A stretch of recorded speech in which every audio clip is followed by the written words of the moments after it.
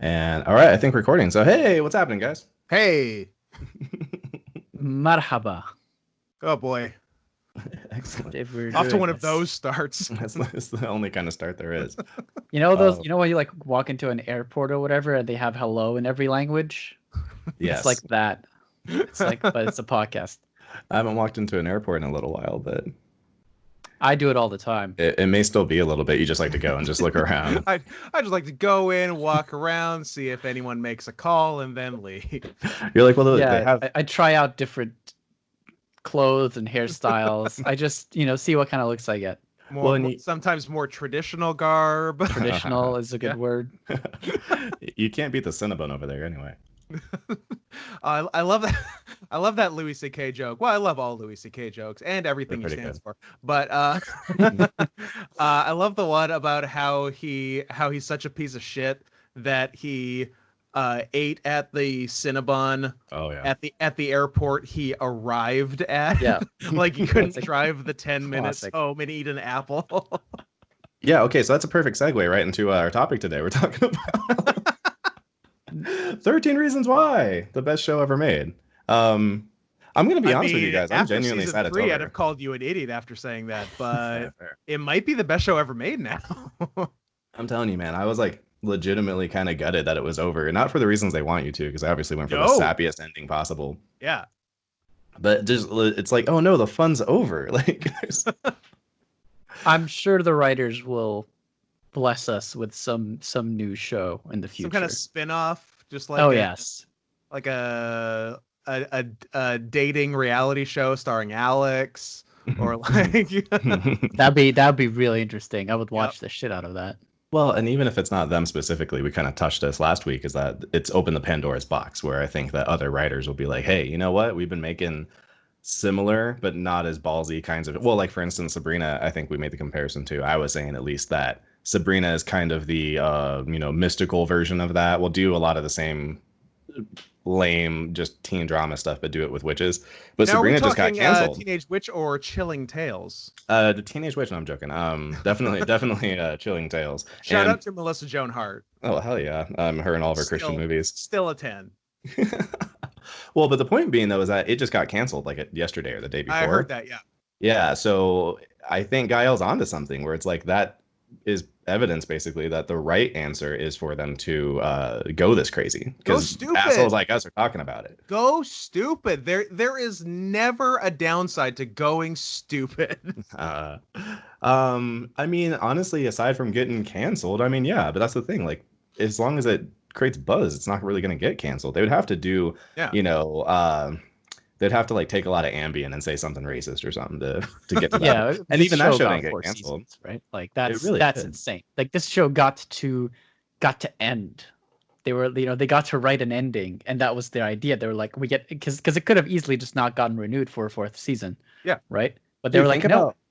Like, well, think of all the shows that got canceled and never got an ending. That's what I was gonna say. Like Community. Think about how hard they had to fight to get, the first 4 seasons. They basically got canceled like before they even got to the 5th season. And then that 6th season on Yahoo or whatever the hell platform it was on. Yeah. Hell yes. With like an almost entirely different cast. Like, hey, that's the hard part. Keith David and Paget Brewster, both of whom I like, actually. It was just weird that they were now stars of Community. It's really difficult when you make a show that's all about the chemistry of like this, the community, this family of people that you really get to know and love. And then you start making major changes with those people. It's like, they call it the Cousin Oliver situation, but imagine it wasn't. Yeah. It wasn't like one of the little kids grew up. It was like switching main, like the wife or switch. Well, I guess that happens too. I mean, that's the thing. That stuff does happen. It happens, yeah. But I didn't care about the Fresh Prince family as much as I care about the Community people. Like, I literally am actually going through the show right now, and I'm in season 5. So it's really interesting being all fresh and already knowing about the show that's been over for like a million years. And so, I just got to the part where Donald Fresh Prince you're going through, you said? No, sorry, Community. Okay, yeah. And so, like, yeah, Donald Glover's gone, and that happened for me like a couple episodes ago, and it's just like, yeah, there really is that feeling of like, oh, holy crap, like I'm gonna miss this guy. A feeling you find yourself not having a whole lot while watching 13 Reasons Why, because people come and go all the time. Yeah, everyone's just sort of transient. It is. Really. It's Kafkaesque, dare I say. I have a synopsis of the episodes we haven't talked about in front of me because I know I'm not gonna remember all the details, and there are I some have the details same that thing are worth opened up. talking about. Yes, please. What do we got? So episode 6 is Thursday, which is the only way to say that word. Of course, which we said during the commentary, I don't know, 12 times. Oh, it's good. Like you get the th, the f for the th, and the e for the ay, so we'll get Thursday. Well, now I just realized I didn't realize. So I was asking you guys if you had seen the lockdown episode. That was the next episode. Yeah, it was y'all this. That was the hadn't next seen. one. Yeah. Oh my god. Ridiculous So yeah, episode. please take it away, Mr. Gael. Okay, so I guess for context for the people listening, I'll read the synopsis. Principal Bolin, Stephen Weber, announces Code Red, a non-drill school shooter lockdown. Active shooter. Alex, Tony, and Charlie, Hayden, Brixton, St. George, Thank wonder you. where Tyler is and find pictures of guns in his backpack. Estella, Monty's sister, hides in the girls' bathroom where she finds Tyler hiding in one of the bathroom stalls. Estella! The Sorry, football carry on. team, along with Justin, hide in the locker room. Clay hides in an empty classroom. Jessica hides in a storage unit, and Zach and Winston hide near the dark room. Clay has hallucinations of Bryce and Monty. Zach and Winston do drugs, and Justin leaves to look for Jessica after an argument with Diego. Tony decides to tell Dean Foundry about the pictures. Estella and Tyler talk about Monty, and Zach reveals to Winston he beat up Bryce. After hearing gunshots and fearing he will die not helping, Clay leaves the room, only to be told by Principal Bolin that the entire thing was a drill. While frantically arguing that the drill was unnecessary, Clay steals a police officer's gun, gets knocked out, and is taken to a hospital. Absent from this episode, curiously, is Ani. Completely absent. Conspicuous Wow. by her Completely absent from this Well, episode. that may not be that curious. Her mom, she's out of town. That's what's going on. Her mom got hurt. Remember, she like fell off a ladder, and so she's out of town. That's what's going on. Did that happen? I don't remember that. Well, I only remember Was that it like because it must have happened off screen if it happened because they must have It- mentioned it. she mentions it. Like, yeah, you don't see it happen. Sure, Ani Right. mentions it to someone, and I remember because she comes back. I think it's maybe the next episode that opens Yeah, with she shows Clay. up. Yeah. Remember, and they fight in the park, and she's Yes. like, "Yeah, by the way, my mom's doing fine," and he's like, "Oh shucks, oh I'm so sorry." So I think that's what it was. I think she was out of town to go visit her mom. Yeah, I think I remember my mom's doing fine, and then thinking, what happened to your mom? Like, Uh-huh. zero memory of the actual incident. Well, especially because I think the incident started like on the previous week block of episodes that you guys saw. Right. So you had a long time. I watched the entire fucking thing in one day. Which is just Too. Yeah, it was torturous. Herculean effort. It was absolutely torturous. Okay, yeah. So that episode is fucking bonkers, and it represents what I was telling you guys was like, oh, dude, the second half is so much crazier than the first half. Like literally the next episode. Yeah, I'd and when have you to said argue that, it's I was like, crazier. shut up. Like, the first half was nuts. Yeah, it was wild. Very difficult But, to top. I think you were right. Yeah. What did you guys did you think it tamed down? No. No, it did not. I think there must have been one episode which was a little bit slower. Was college interview slower? When was the riot? I feel like the riot The riot stemmed from him taking Is the gun. 2 episodes further down. Yeah, Okay. it's gonna be. So yeah, college review was a little bit slower, but it wasn't like insane.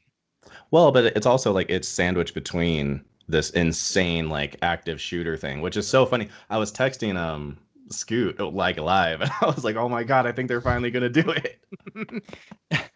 Yeah, no, like the Delivering entire what they promised in premise, season 2. the entire premise of this episode is ridiculous. Yes. Like it's a completely it's so unbelievable. It's kind of like it's like you don't believe they're gonna do it, right? It's like the whole time you're there, it's like there's definitely a shooter, right? There's definitely a guy with a gun in the thing, and we were like Well, especially surmising. because they say this isn't the drill kind of Yeah. lockdown. This is Right. real lockdown. And like the then- teachers weren't told, right? Like the teachers, Yeah. the staff members weren't told that this wasn't a drill, Yeah. right? Just to make things worse, like just in case some teachers happen to have guns. You know how that could be a thing. Some teachers maybe secretly have guns in their to get classroom. teachers' guns. It's the only way Exactly. to keep school safe. So yeah, that wouldn't have ended badly, and I'm sure that got past the ethics board. when the school Well, the school went to them. I remember so much what made me so mad was that I was like, I am so angry that you're making me agree with like Clay and Jessica because it was so out of control, Unforgivable. irresponsible, so unforgivably irresponsible to like the point where like the principal probably needed to like go to court to defend his decision. We were saying at the end of the episode, everyone needs to be sued. This is crazy. And all of the kids need America, therapy. right? Like that's what Americans do. They sue people. They do dumb shit and they sue. From our perspective, it at needs least. to be. That's all. No. That's all America. So how's there not? And like last season was just an entire season devoted to a lawsuit against the school. How is this not going to generate like a much more severe and clear cut? What a great point. Yeah. Can we all take a moment to accept what a great fucking point that was? Thank you. All the therapy that those kids have to pay for. That really expensive therapy that they're going to have to pay for. Have his hands full. Oh my goodness, it was so bonkers. And so I guess like, all right, so because I really was in flux on how much I believed it was actually happening or not. And part of the problem I had was that when they got to the point where they absolved Tyler probably halfway through the episode. Yeah. And at that point I was like, well, there's just, you're not going to have a random school shooter. It's just some random guy. But it's hard because then on the other hand, it's nothing. But it's also like this show fucking sucks. Maybe this is the show that would have a completely random guy that we've never heard before. That is on the table. While it was happening, Adam was predicting it was actually Clay who was the school shooter, right? Like well, and they play with that. And they play which with that sort of was for a second, which was weird. They play with that too, and like I was so convinced that it was real that when Steven Weber goes up to Clay and says it's a drill, I'm like, oh. Clay is actually the school shooter, but Steven Weber sees like that he's deranged and he's trying to trick him into like that's what where my mind went. He knows how mentally ill Clay exactly. is. It's so not the case that this is a drill, but the principal is like just fucking with the student. No, it's a drill. Gun goes down exactly. now. Exactly. I actually went somewhere similar. I went somewhere very similar. What I thought was happening is that it really was a drill, but because it triggered Clay so much, he turned into an actual shooter. And so it's like, oh no, this was just supposed to be a drill, and we actually made a shooter happen because of it. But that's only for seconds. That was just during the time when he goes and like approaches Clay or whatever, and then Clay, of course, and Clay keeps. Again, I said it in like my multiple videos. How is Clay not in jail? He grabs that cop's gun. Yeah, do you remember like later in the series he walks into a police station and says, I have a gun, everyone get down, and starts threatening people and doesn't immediately get shot. And then David Acevedo from the Shield is like, nah, it's cool. Yeah, he's harmless. Like, calm down, I know Clay. this guy. So that's so like the man's it's just 9 lives, this man. Yeah, 100%. I mean, like the show could be called White Privilege if it wanted. An exercise in privilege, exactly. I was just gonna say. He cannot get so punished. tasty. It's so tasty because like they have that, but then they want to have their cake and eat it too. So you have the whole like protest episode, like a couple episodes down, where they're like, "Oh, officers are mistreated." Like the officer who like Diego, another filthy Mexican, starting fights. Like it's like, ooh, all of a sudden we're woke and like this is. There's no privilege here. Everyone suffers. That's like, come on, you guys are fucking rich with college applications to like. Oh yes. You're not gonna be protesting with your precious college applications. Like, and by the way, including the ones who are like on heroin. Oh yeah. Like even the ones that they try to paint as losers are like getting good enough grades they could go to Brown. Junkies are going to Ivy League schools. Yes. Yeah. That's how posh this fucking school is. Like it might as well be Hogwarts. It's fucking ridiculous.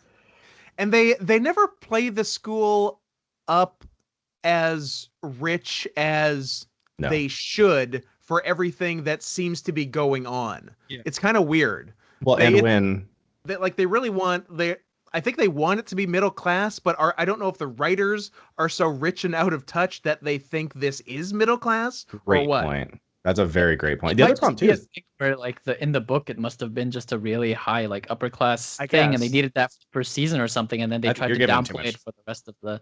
I don't know. I haven't read the book though. No, but the book only covers season 1. So like so they had to start with that. They had to start with like an upper class stick with thing. That. Good writers stay consistent. Start bringing down. I think it is a leap way too far to hope that they were paying that hard of attention to be like, well, we have to stay consistent throughout, because so much of the rest of the show isn't consistent. Yeah, a kind of our mantra in season 4 was, hey, remember when this was about Hannah? Mm-hmm. Yeah, it's like, who? Mm-hmm. Another insane thing that happens this episode is when Tony like unilaterally decides that the best course of action is to go to the dean with pictures of guns from Tyler's clipbook and go, Yes.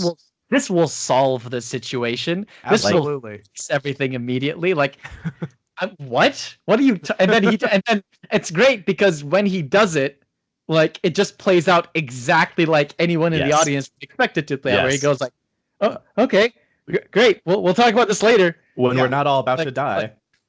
It's like, is that supposed to paint Tony as like? What is that supposed to say about his character? Like, other than he's a complete idiot. Yeah.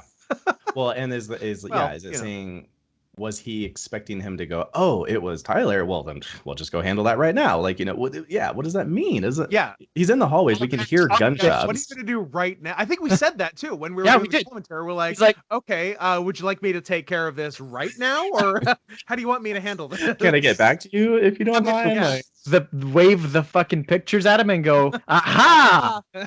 he's like, that's my trick. Once you catch me and you know who it is, then I have to stop. If you guess my real name, I have to stop the school shooting. Yeah, he rumbled Stiltskin that Exactly. shit.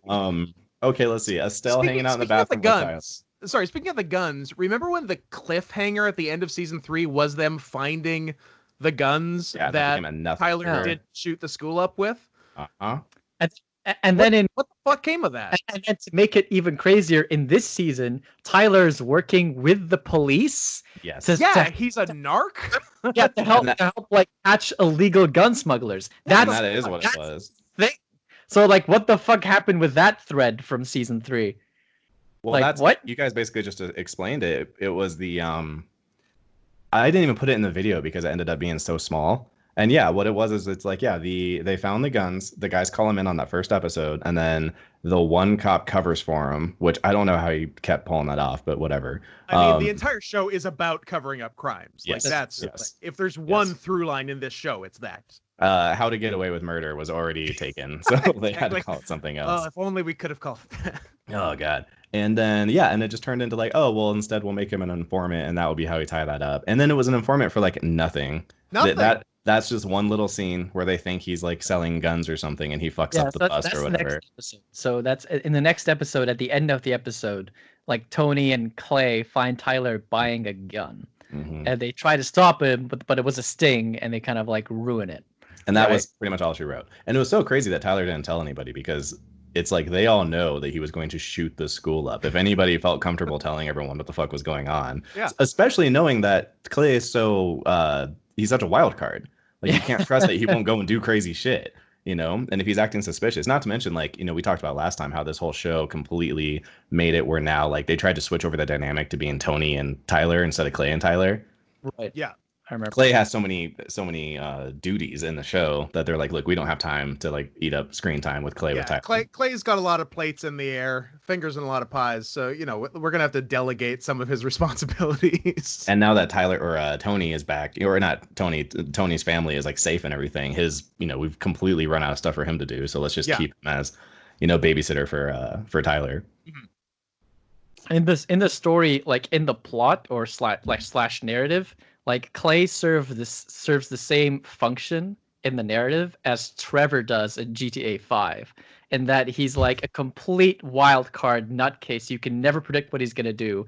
He's just completely unhinged and insane. And the difference is that obviously Trevor was a well-written character with like multifaceted and working. And the difference is that Trevor isn't also the main character. That too, he's not like a protagonist. Yeah, it's just like like from a narrative perspective, that's the function Clay serves to the story. Right. But he's played as like the guy you're supposed to be rooting for, and holding all the burden. Like which is a weird position to put that kind of character in. It's now could you put this in terms of a Vice City reference, the most recent GTA game I've played? Classic. That guy who was not true. I played San Andreas. I take it back. San Andreas. In Vice City, the guy who was on a bull hormone, I guess, would be the. Okay. No, I understand. I absolutely agree. It almost, looking at the whole thing holistically now, if like Justin had been the main character, maybe could make more sense, because he also feels like he kind of just has nothing to do. Until the end, then he's got a lot to do. So that's what happened. Surprise. I guess we were probably about ready to move on to the next episode. What's hard with this one is it's so fucking crazy. It feels like there'd be so much to say, but it's just this one big crazy thing that happens. They fake the thing because it's just a drill. Again, I don't really know what everyone was supposed to glean from it, what value ultimately was supposed to happen, other than mild cases of PTSD for like 100,000 kids. Honestly, what I gleaned from it is that taking a cop's gun seems awesome. Not a big deal. No, it seems like a good idea. And I sort of want to do it now. I always kind of wanted to do it, but now I really want to do it. Well, high schoolers should definitely do it. I love how pathetic that cop is too. Like how easily that sucks. child. That he should go back to cop school. He should go back and get another 3 weeks of training or whatever he got in the first place to become a cop. Yeah. It was, he just like saw the guy, he just took it from the holster in the middle of an. It wasn't like he was distracted. He had. Oh no, he was like, they were like making eye contact when he did it. And he's like surrounded. And he just gets his gun. If he was like on the street, he'd be dead. Also, like, why wasn't the cop's gun out? Yeah. I mean, great question. Yeah, it should have been in his hands. You know. Oh my god, yeah. What do you call it? That going along with, which I guess what is the next episode? It's 2 episodes down the road. Not to skip too far ahead, but when we get to the riot, this is also kind of the kickstart of a lot of the impetus behind the riot, and they just try so hard to make it where it's like these kids have such a good reason to riot, and by the time it was happening, it was like, calm the fuck down. Like, how many schools have metal detectors? You know, it's like, oh my god, metal detectors, this is a freaking what you call it, like a surveillance state in Canada. Oh yeah, she was comparing it to like a police state. Yeah, police state because of metal detectors. And like the dean of security is like, listen, I've been to like the demilitarized zone. Let me tell you about a police state. Yeah, like, it's like the writers are trying to get ahead of the criticism. Yeah, but yeah. They're like, well, everyone's gonna say this, so I guess we should throw something. Well, and it worked because I was in the audience, like, yeah, tell her, stupid bitch, shut up. Oh yeah. Character so much more than Jess, who turns out like it was her idea to the drill. Yes, and that went nowhere. Seriously, that went nowhere. Instead of the riot, the whole thing should have been everyone turning on Jess and maybe her finally learning a fucking lesson. Well, dude, we talked about this last time. You were saying like what should have happened with her, and I was like, that could have been her arc, is that she's a stupid dumb bitch, and then finally, eventually, she actually grows up a little bit. And no, she just gets away scot-free. I mean, because I think Ani backs her up over just like nothing. Like, well, okay, we get it, because literally they're at their little feminist cult, and all the girls are like, oh my god, this is bullshit, and she's like, hey guys, I have a confession, like, I'm sorry, it's my, it was my ideas, and Ani's like, well, since it was you, I guess it's not that big of a deal. That's for her. Yeah, totally, it's so crazy. It's like, what does she owe you? Okay, you live in the same house, but really? And okay, and then what did all the other girls, like, why did they give a fuck that Ani back to you? Like, who cares? Like, okay, great, I'm glad you forgive her, Ani. Well, Ani's an omnipotent wizard, so they're all sort of scared of her, so they have to go along with what she says. She's the Voldemort of the universe. And everyone. No, the problem, I would like to call her Voldemort if Jessica wasn't already. Sorry, what was that? I was gonna say I would like to call her Voldemort if it wasn't already Jess. Like, everyone is horrified of Jess all the time, including like the principal. Like, it shakes in his boots when she's like, "Oh no, God, I have to deal with this like little girl." Like, what is she gonna say? Jess is the actual principal. when you look at the power dynamics. Oh yeah. Yeah, she's just it's like it's funny because she's like the kind of person where people talk about like weaponizing victimhood, where she's like, well, because I was a victim and I'm a non-power dynamic individual, I actually get to bully everybody because no one can ever say anything back. And so this principal can never tell me to like get in my place because it's like, I was raped. And it's like, okay, Jess, then come and, you can bully me for half an hour in my own office. The way his expression, like Steven Weber is so well cast for the. Steven Weber is so bad. Yeah, like the way his reaction and his acting to all of the shit.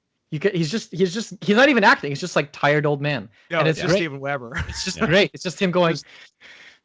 They burned my car, I guess, and that's just what I have to do. Poor, like, put upon guy just trying to do his fucking best with all these. It's so funny. Shit kids. They're awful. They're so. I know they all should have been suspended. 35-year-old kids. Yeah, they have special schools for those people. Yeah, it's funny how quickly like that escalates too. Like the protest thing, like it starts with Justin and Diego arguing in the hallway, like just as the bell rings and everyone starts going to class.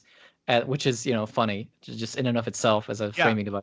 But at the end, Diego goes like, you killed Bryce, didn't you? Like, he starts accusing him of killing Bryce, and then Justin's like, fuck you, and, he punches him. And then this cop comes out of nowhere, and it's like, and, arrests Diego. I'm racist, and that's everything and there's to know about as me. he's doing it, as he's cuffing Diego and going, fucking dirty Mexicans and shit, like, a crowd of students just spawns behind him. Oh, yeah. Right? Like, we just saw them, like, not a minute ago, all go to their classes. They all went to their class. Nobody actually goes to class, and that was the misdirect. They're like, they tricked you. If you hadn't been paying attention, you'd think they might actually be going to class. But as we know, the entire run of the show has taken place during the summer where there are no classes, but the kids still hang out at school. That's my theory. So they just instantly shuffle out of their classroom, everyone in time with their phones out to capture this, yes, very topical and a delicate political situation that the writers decided to tackle, and did so with the same grace as they did every other political. But it turned out to be like a ruse to recruit him to box neo-Nazi. Yeah, that was no. That's a whole different thing. That's a different officer. That's Ted. That officer, he was a red herring for racism, and yes. The reveal is that it's actually a Native American herring. Yes. He was a First Nations people herring. That he was and so the twist is like, oh no, see, some of them are good, I guess. And then with this one, this guy is the guy who's completely cardboard, who is just like Captain Racist Pants. Exactly. And he's only there to be an inciting incident, MacGuffin man, to start this riot. But again, it's like it reminds me of that scene from Anchorman, where they have that big old riot in the first one and the big fight, and at the end homie's like, wow, that escalated quickly. Like that's what it feels like cars are getting lit on fire, windows are getting smashed within out. 15 minutes within 15 minutes people are fucking SWAT showing up, punching girls in the face. Yeah, it's the West Bank. Zero parents. It's kind of insane how rubber bullets and the whole shebang, tear gas. Really, how long? Cars on fire. Yeah, you can't mobilize. You can't even mobilize people that fast in a week. You need an insane incident. But just a student getting handcuffed and being called a dirty Mexican, and he's like, yo, I'm Dominican. It's that's just throwaway line. It's just oh, come on, guys. Well, and the problem of he also, the guy's being racist, but he was being handcuffed. He did do something wrong. Yeah. And so you could be mad about Clay not getting as, handcuffed as the other guy was, but it's it still wasn't he wasn't doing anything. It's he, they both did deserve, I mean, again, I don't want to sound like I'm trying to apologize for the cop, but it's just they just made such a weak, weird scenario to become the thing that starts let's light the school on fire. But also they're it's everyone's mad because of the school shooting thing for sure. I definitely see how that'd be a high enough tension thing that could get people really mad and want some real change. But a lot of what they were bitching about, the things they named was there's cameras and there's metal detectors now. And that's all Jessica's idea. It's all Jessica's idea. Right. That's what I'm saying. Who went to principal and she's like, let's just do this. And then she wants to lead the charge to oh, this is bullshit. It's it was you. It's so insane. And obviously all of it's completely illegal. I don't even understand what the school's doing. What? You guys don't have lawyers? Not one lesson's learned. Did you not just get out of a court case? Yeah, is someone still on retainer? Yeah, what's going on here? So I mean we kind of what happened to gay black lawyer? I miss him. Real quick, so we're pretty much in the weeds on episode 8, but is there anything in episode 7 that we can get into? I feel all we learned from episode 7 is that 85% of their graduating class is going to Ivy League universities. Yeah. Except for Jessica, except for the student body president. Yeah, except for the school president. Oh, right. Well, because I think this is the one. Is this the one where they set up the whole oh, we really want to have prom and we can convince all of our parents? Is that this episode? No, I think it's maybe. Or is that acceptance rejection or something? Because episode 9 is called Prom, so I don't know. No, that's them having the prom. I don't know how much is set up before. So episode 9, the synopsis says Dean Foundry threatens to cancel Prom and begins an investigation to find who was responsible for inciting the walkout. Blah blah blah. I assume that's all just handled in one episode. Well, so hook me up with let's get the synopsis for 7. 7 is in a college interview. Tyler tells the interviewee that he's afraid of guns, yet finds them beautiful. Oh my God, yeah, that part was so dumb. Hold on. Tyler tells the interviewee. Tyler is the interviewee. Tyler tells the Yeah, I'm reading the same synopsis, and that's wrong. Yeah, someone made God damn. Anyway, continue. Now I'm just mad. What do you want? Winston convinces Estella that Jessica is lying about Bryce's death, which is another very... Okay, hold up. Yep, we gotta wait real quick. We gotta back up because that reminds me. I have this whole thing where I'm really sick of Winston being like a super villain, and they keep giving him all the like dun reveal. Okay, I said sick of. I love it. Winston. It's just so Winston. goofy. I so stand Winston. Goofy. I was saying during the entire like recording how like he is like when he gets older, he will get all the parts of villains and he will be great. Like he's gonna be like Alan Rickman. He's gonna be like he's Dennis gonna be playing Dennis Hopper. He's gonna be playing Christopher Lee. Like he's gonna like I want his career to take that trajectory. And probably it's not going to. Probably it's gonna be like some teen heartthrob forever until he's like dies of a heroin addiction. Sure. But like like that's where it seems to be going with him, and he's so like he relishes. It's not even about Monty anymore. It's just about his personal. No, it's about being evil. It's about winning, right? And that's what I respect in a villain. He's got just such a mustache twirly, like devilish kind of, Faustian thing going on. Which is so funny because his motivations like aren't evil. Like he just wants a person who is like wrongly like blamed for murder. No, I completely agree. Exonerated. It is so but strange. He's so evil about it. Almost all the villains are like the good guys. Yeah. No, you're right. It's a great him being evil about it. It's like, what if we wrote a good guy character and then had him be evil about his way about he goes, be a full anime villain. Mm-hmm. So because the reason I wanted to bring him up real quick when you mentioned him is that the end of the kind of like, okay, everything ended, it's fine for the most part. There's one, loose end though, was Monty realizing that Zach thought he killed what's his face? Not Monty, I'm sorry. Yeah, Diego advising that Zach probably killed Bryce or whatever. Well, not Diego. What's his face? Winston.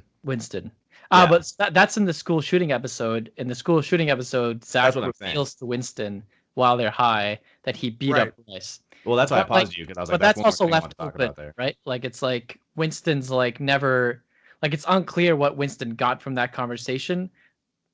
Really? Well, because I remember he's like, don't tell anyone about this or something. And then he kind of has this evil, like, dun, dun, dun. Like, well, we'll see about that kind of thing. And so that's just like one more of those, like, just evil mustache kind of Winston moments. In the middle of a school shooting, too, like in an intimate moment with Zach. And they're high. He takes a break from that to go like, ooh.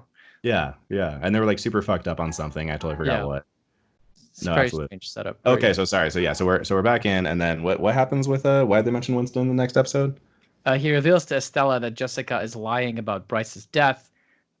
So that's what he learns. So that's what he learns. He plants the seed in Estella, and it's like that doesn't go anywhere really. Like Estella never confronts Jessica, right, about anything. Does Estella do anything really? So what Estella is she's another MacGuffin where it's everybody fighting over trying to convince her. So it's like. Diego and Winston team up to try to get her on their side that the team is bad, and the team's trying to get her on their side. And same thing with Jessica. Jessica keeps saying that she's only sleeping with Diego to try to keep him off of their trail. Which is another weird. Like Jessica is such a conundrum the way she's written and like played out in this series because it's like whose side is she on? What is she really like? Like she's not even. It's really unclear. She's one of the most confused characters, like from a writing perspective. Like does she like Diego? Does she not like Justin? Are they just friends? Why does she want the school to be installing security cameras and metal detectors? Is she for the school or against the school? Well, initially, I guess they were like. At the end of the day, is she just a dumb whore? Like, what's her deal? No matter what, that's always such a confused character. I want to ask, like, I would love to ask, like, the actor what direction she was given. But I have a feeling that tell you. But I have a feeling that it's just like on the day, it's just something else. It's just something different every day. Yeah. Like I'm sure that it wasn't like coherent. Like, just have fun with it. Such a confused character. Weird decisions. I completely agree. No, her motivations are always really confusing, and you keep waiting for them to explain it and go, "See, this is what we're going." Or pay off somehow, which they never do in any way. Like they never pay off either. It's like what? So like the culmination is Justin breaks up with her. That's it. Like that's and then when they get back together, that ends up being. I think that's a kind of a culmination as well. It's like Oh yeah. Well, because they do the dance thing, the stupid dance, right. And it's like, but it just felt so unbelievably unearned. You know, it's like, okay, I guess that's because she was fucking Diego, right? Oh yeah, like regularly. Yeah. She was macking. And she was going like way harder in the paint than she was, I'm just using them for whatever. It's like, no, I'm totally with Gael. I think she for sure clearly liked Diego more. Mm-hmm, mm-hmm. Yeah. And which we established in the commentary was because they have matching skin tones. So you're right. Yeah, he, Tyler goes on saying it could also be either or. Who could say?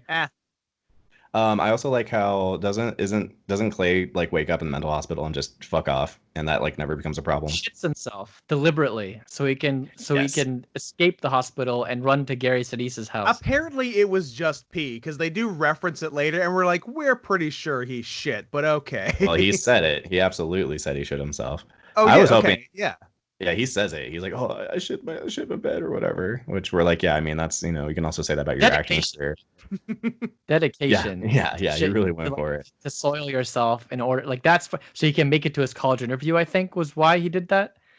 Like, so it's yeah. Why did he do that? Oh, or was it just for fun? I thought it was just kind of he just wanted out, but yeah, that's fair. Because does he go to his college interview? No, he goes to Sinise's house.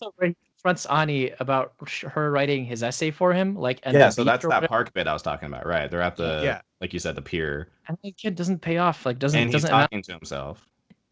Yeah, it just doesn't amount to anything. It's just like they have a little confrontation. Well, what it does is it resolves the cliffhanger that they did. That was a big, stupid, wasted cliffhanger because the cliffhanger was him going crazy and writing, I covered up a murder. And then he sees that Brown wanted to interview him or whatever because of his application. So the big cliffhanger is like, oh no, he sent them and confessed. Don't call Ani that Brown. And then the other Brown is like, oh no, I just rewrote it for you and sent it. And it's funny because she acts like, well, what the fuck? I rewrote it and sent it. Like, hey, maybe you should have said that. Like that actually matters. Like it's also a terrible decision on her part. Okay, like I get if she just doesn't send it at all because it's incriminating, but why would she go through the trouble of writing a separate essay and then sending it on his behalf? Mm-hmm. Yeah. What? Why are you doing this? And without saying anything. Like because as a secret. Because you're also breaking. That's also illegal, at least against policy. It's not like I'm sure like the colleges don't let you apply on behalf of someone else, other people. But even way before that, to do that. Just on a relationship level, committing academic fraud at the very least. So how about this? Like he does that, assuming he'd be okay with it. Hey babe, you left your computer open with a fucking letter that said, "Hey, I covered up a murder." Your parents probably could have walked in. You moron. Yeah. So I fixed it and sent it. Would have been like the reasonable thing anyone would do. It's like I deleted it. So I deleted it. Yeah. Yeah. No, I wrote a completely separate thing about robots that seems to mesh with your character and send it, and now they want to talk to you. You're welcome. Like what the fuck is that? Like what are you? Oh man, character just doesn't make sense. None of it makes sense. So let's see. We got Alex eavesdropping on his dad with Clay. The neo-Nazi bit was funny. Which one was that? I forgot. That was the next episode where Tony has to fight a neo-Nazi. Oh yeah, that was. I was in the middle of being like, this has nothing to do with anything. They don't know what to do with Tony, so they just have to create this whole extra meta narrative thing. Yeah, Tony was just treading water for pretty much the whole season. They had to give a whole B plot just so that there was something for Tony to do, and it had no greater stakes that were connected to anything else in the story. It's his own little side quest. It was like his own little spin-off show. The setup, I love having a straight up SS neck tattoo. Just walking around like urban California. There's no way that the commission would let him fight. Like there is no way, and he's just openly racist. There is no way. I am sorry. I love the setup for that too, because his boyfriend, like he's like sparring wherever. He's gonna kill you. He comes in, he's like, dude, the guy's a Nazi. He's got neo-Nazi tattoos. He's gonna kill you. It's like, okay, superhuman strong. Let's slow down for a second. First of all, what? He's a Nazi. He's got tattoos. I'm not fighting him. Second of all, how do you know he's gonna kill me? Like, where'd you get this information? He made it sound like he had like a superpower because he's a Nazi. It's like, well, no, they're like extra strong. I mean, it does make you feel pretty powerful. From what I've heard, I must say. I mean, I could understand him being like he won't fight fair or something like that or whatever. But he just the way Like they wrote that just to heighten the stakes for the audience. Like that was a clear like, hey audience, this next fight's important. He's got Nazi strength. Be careful. Right. Yeah, he has the power of the Reich behind him. Yeah, that's pretty much what I got out of it. All right, is there anything else in this episode that's important? I had a question about college interviews. Like, does every college in the States like do an interview? Because I went to like a pretty legitimate Canadian university and there was no like in-person interview. Is that a thing? I have no idea. I can see Ivy League, but beyond that, like they made it seem like every college interviews you, and I don't really think that's the case. But I think that's for sure. Pretty high interviews you, because if you go to that school, they're cherry picking. Because everyone knows Ivy's going, Ivy League schools are going to Liberty High to source their talent. Go Tigers. Well, and again, part of the idea though is that it's not necessarily that they're saying all the schools do it. It's just that all of our fucking kids are going to those kinds of schools. Yeah. Because again, even the kids who are like, hooked on heroin and stuff like that are somehow like crushing it with their grades, like full ride to Stanford. Yeah. Clay keeps saying that he's got bad grades. Well, who was it who like is it Clay or is it Justin who firebombs his interview on purpose? Yeah. Does Justin, I think? Yeah. What does Justin say? He says basically like, I don't deserve like everything good that happened or whatever was because of Clay.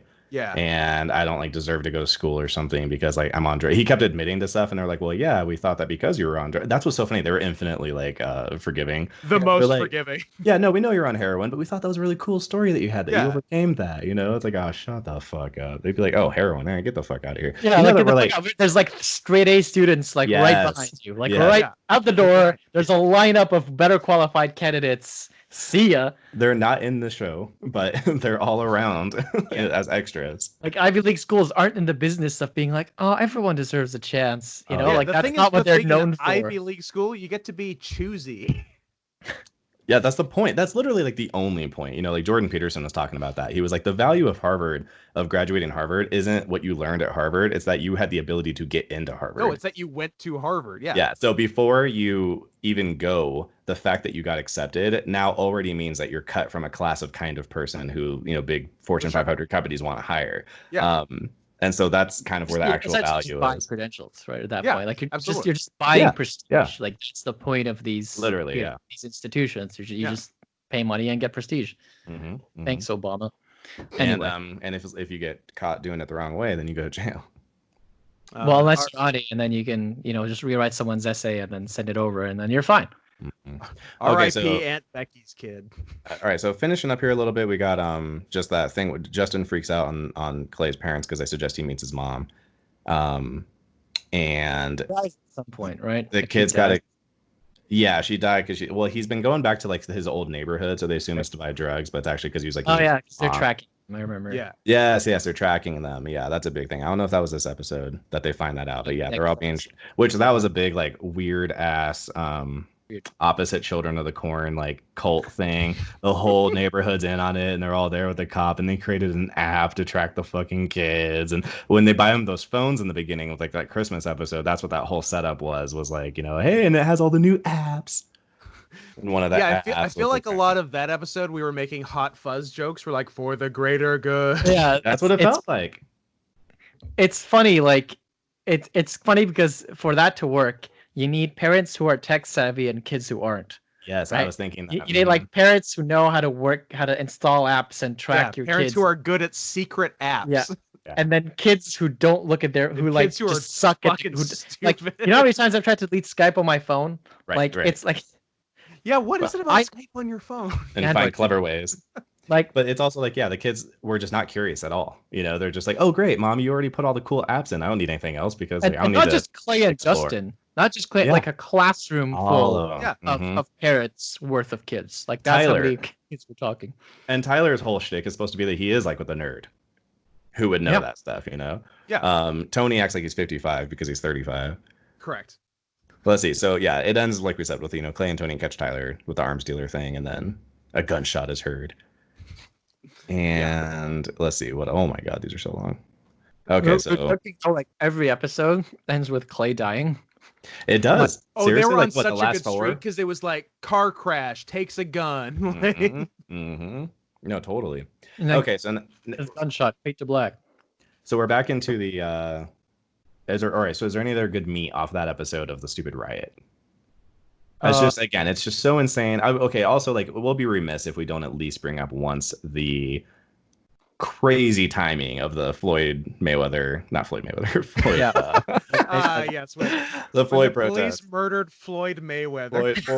For the greatest lightweight boxer of all time. I mean, if the police were going to murder, if the police had to murder someone, Floyd Mayweather wouldn't be bad. I mean, he is a woman beater, but you know, I would like to see him lose in the ring once first, but you know. And he can't read, which is super funny. But it was crazy to the point where, so you and I talked about a while ago how I thought that I didn't know how far into production they were for season 4. So I was like, I would not be surprised if they tried to hit like the pandemic angle to try to stay like on topic or whatever. And they just happened to make a like kids rioting against the school episode. I mean, maybe it was like based on a racial tensions. Or something. Based on racial tensions. I mean, like the timing, they must have been like, oh my God, we struck gold. Like we got so lucky. Yeah, I mean, to be lucky that guy was murdered, and then some more people. to be fair, like it's such a banal, like everyday occurrence in the United States that let like black people get killed by police. Right. That they like anyone doing a thing like producing something.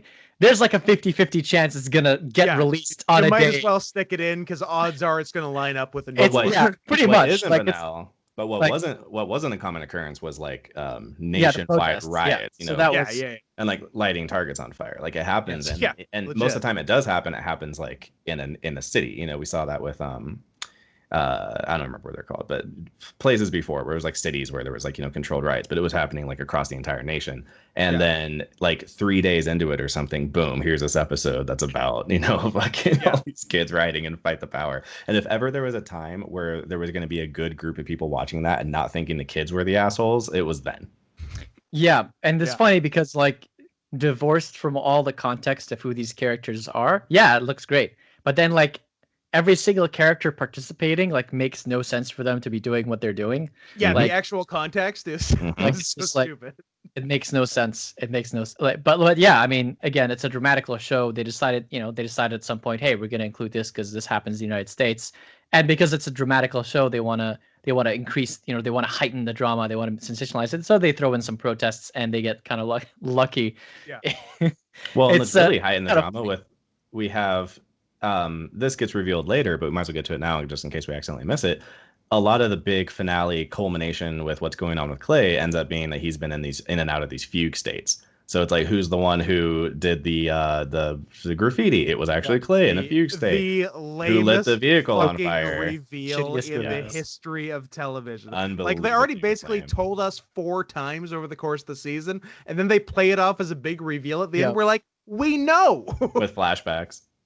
I love that he torched like Steven Weber's shitty sedan. Yeah. Just like he's like the principal of a very well regarded school drives a fucking his Kia Forte. His Subaru is like 1998. Like it's so funny. Like it's so great because it's like they couldn't even like get a nicer car. No. You know, like in production to like at least stick it to the man, right? To symbolically like 14-year-old Ford Focus. It's the kind of car you would expect someone like the actor Steven Weber to have up on the food chain. Well, what's the message they're sending? I don't know. If they want us to be like, yeah, he represents the power and the fucking the tyranny of the school, then have him in a fucking Beamer or something. Yeah, exactly. You know? Like it puts me on his side.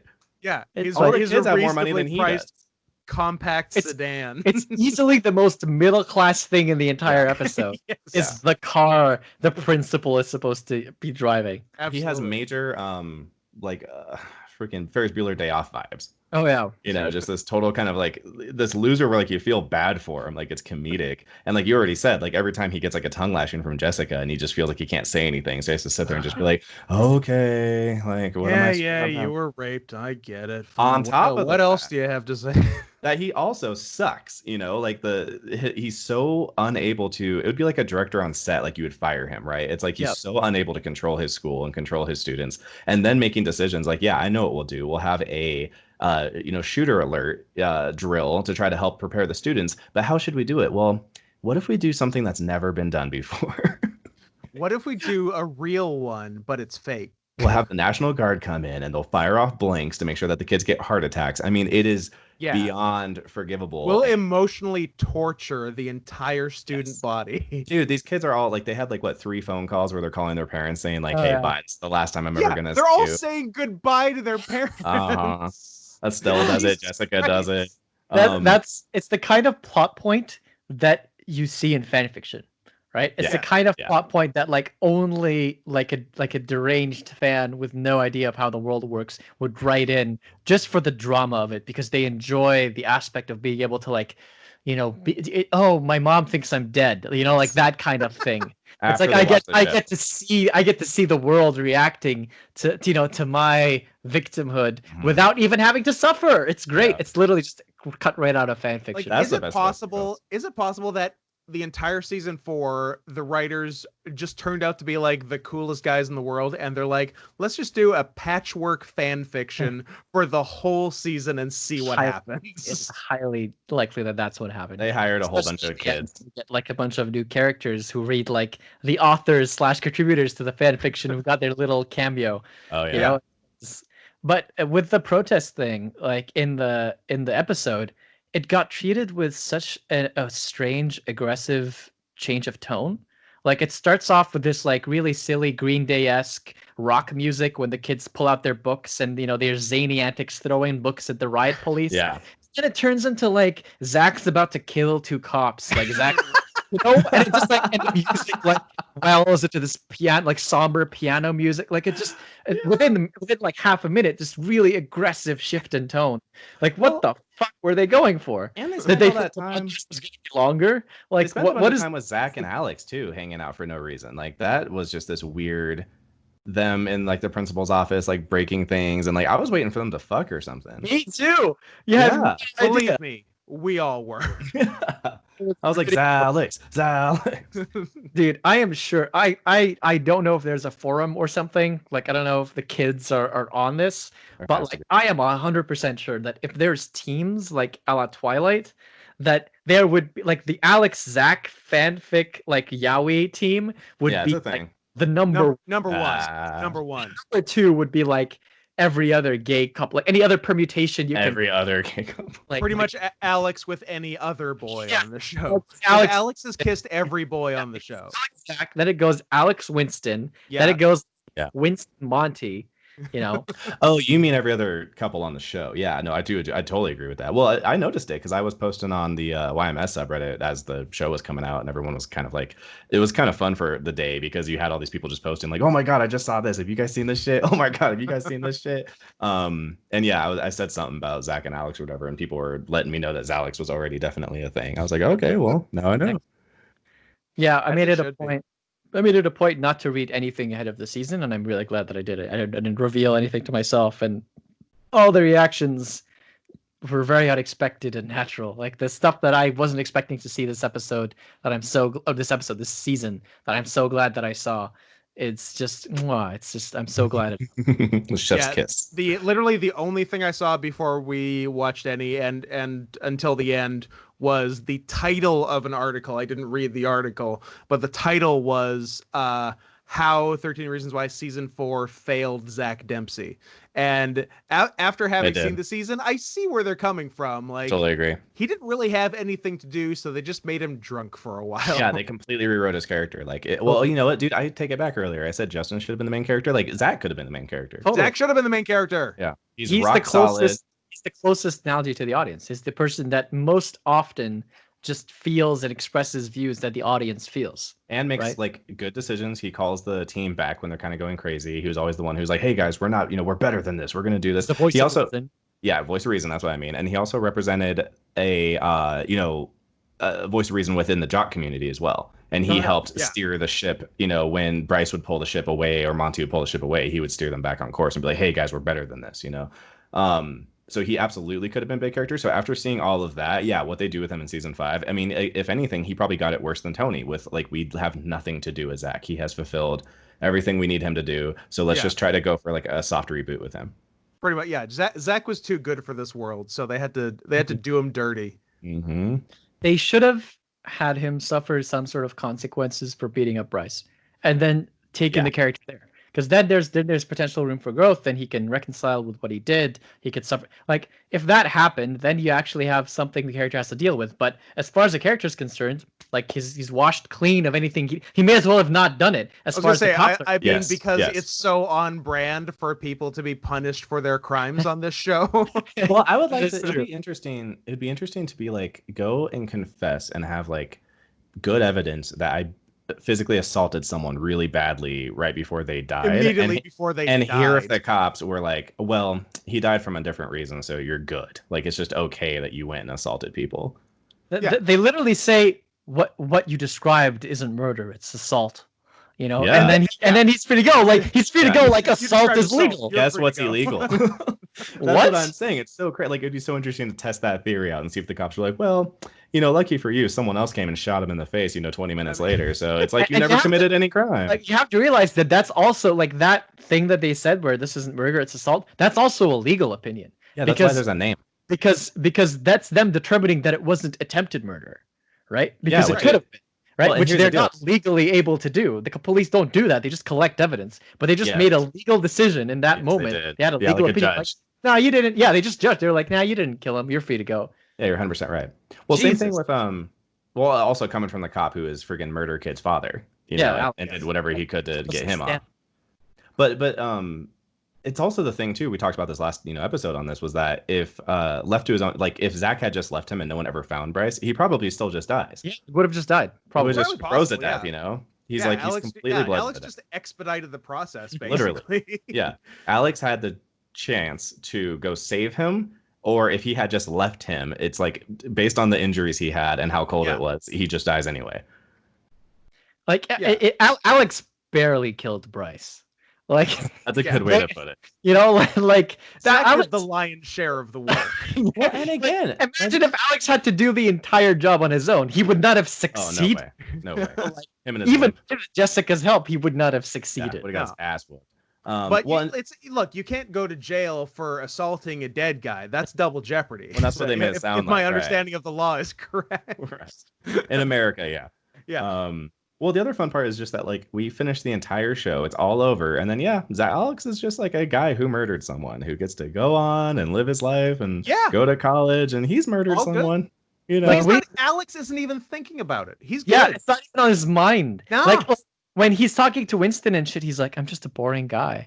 He's like, that's his thing. Is like, I got nothing. Nothing stands out about me. Like, it's so left his subconsciousness. Yeah. Nothing stands out about me because besides the fact I am legitimately a murderer and I've kissed every boy in school. There are points where he's on screen where I literally just forgot that he murdered Bryce. Oh, I do all the time. Yeah. Like, I was like, oh yeah, he killed Bryce. Oh, like, yeah, he was the one. Yeah, he was the one that all of season 3 was about.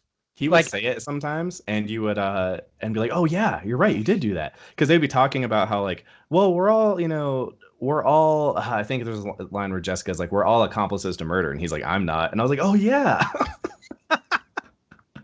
you're not." How did Winston believe him? Right, like it's just him. It coming out of his mouth is not even believable. Like, and that comes later.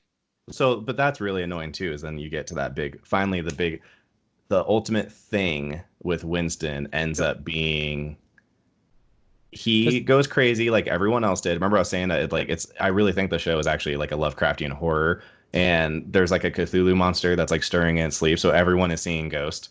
Because Jessica does it like episode 2. Clay starts doing it really bad. And it even happens to what's that?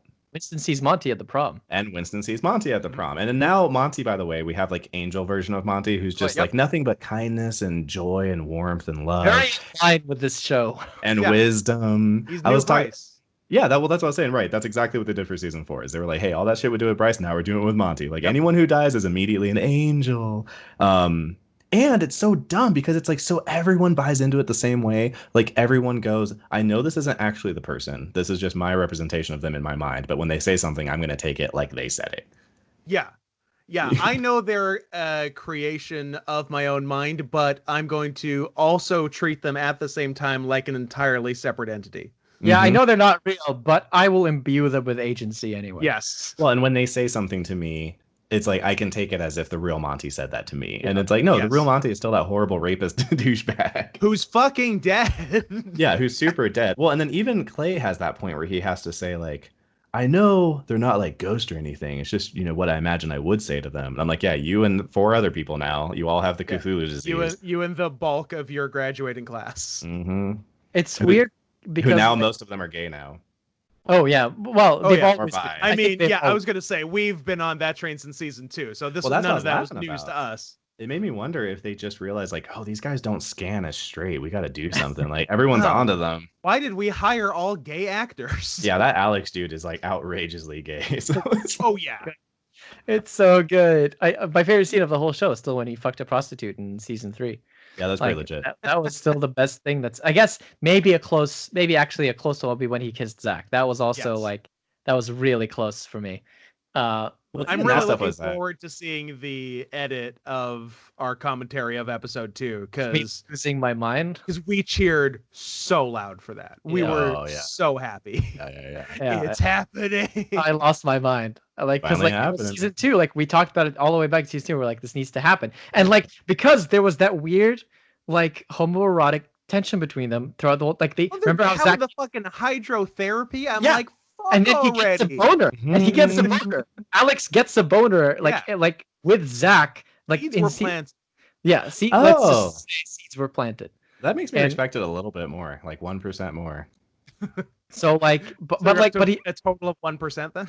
And he's like, and he plays it out like, no, I'm not gay. It's just like, this is great because I can feel things in my lower half now. Like that's why it's good, not because I like you or I'm gay or anything. And that's how they play it like that, and it's plausible deniability, right? Like in the future, they could decide to keep him straight and make nothing up. True.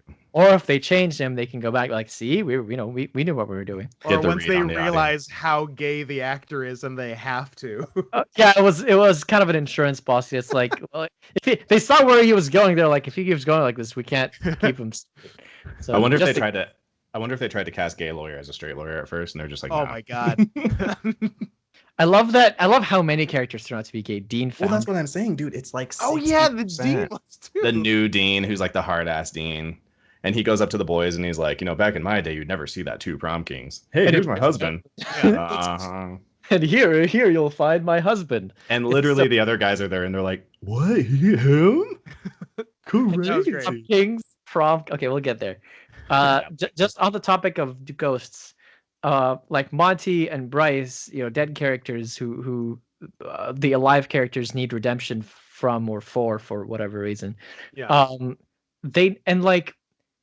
There are living characters in the series who could give you that type of redemption, right? Yes. Bryce's mom, like, or Monty's sister. Mm-hmm. Right, director of episodes 5 and 6. Director of episodes 5. Shout out to Brenda Strong.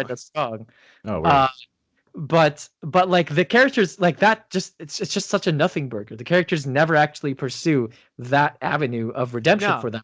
They're like their ghosts in their minds have more importance and agency than the mourning relatives of the people who they killed, right? Yeah. So it's like why that should be the centerpiece of the show is struggle and how the kids nailed it. Or like how fucking what's her name, Elantra?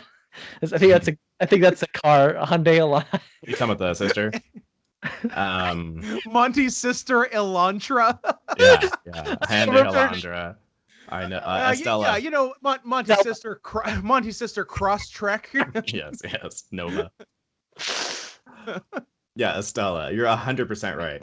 And so little happens with Estella, and even less happens with Brenda Strong. And you're right. She should have been all of that. There absolutely needed to be like a big I forgive you kind of moment between her and Clay. I forgive you. Yes. Like the fucking Brenda Strong and Alyssa or whatever her name is. Like not Monty's not imaginary Monty and imaginary Bryce sandwiching Clay. I need to be forgiven by the ghost in my mind. Well, and that's the problem too, is that they're not ghosts. It's literally just me saying, "It's all right, Clay. You're a good guy. It's just your dumbass convincing yourself. Patting yourself on the back."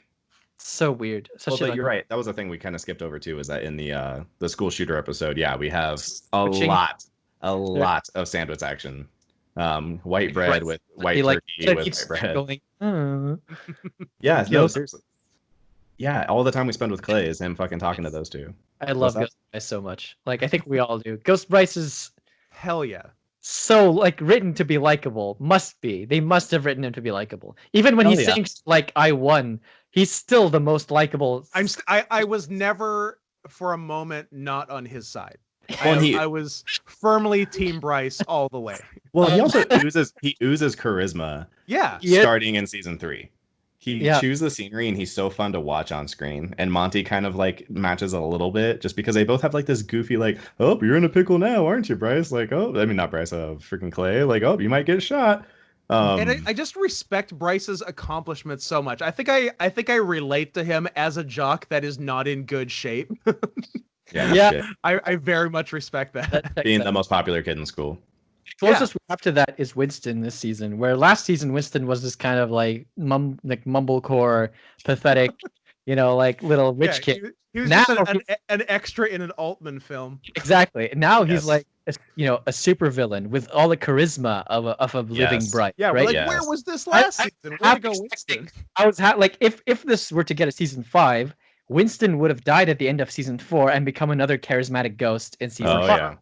How does he get more charismatic though? That's the thing. They already started him off so high. Charismatic as season 3 Bryce to season 4 Bryce. It's the same level. They would just carry that season 4 Winston over to season 5 with him going, it's for justice or whatever. What you just did, they do that with him so many times. They have the first time when he's talking to Ani and she's like, "Hey, what are you doing going to the school?" Whatever. He's like, the thing about telling the truth is. No. He's keeping secrets or whatever. That shit'll kill you. It's shut the fuck up. Liners. He's such a good villain. He really was. And all he wants is just okay, my boyfriend got framed for murder, and I just want to make sure his, justice is served. He's basically my boyfriend / abuser. In any other story, though, he's the good guy. That's the Innocence Project. Really, the fucking, the initiative that exonerates people who are wrongly convicted in the United States. Right. Yeah. Initiative. It's basically just his motivation, but it's evil.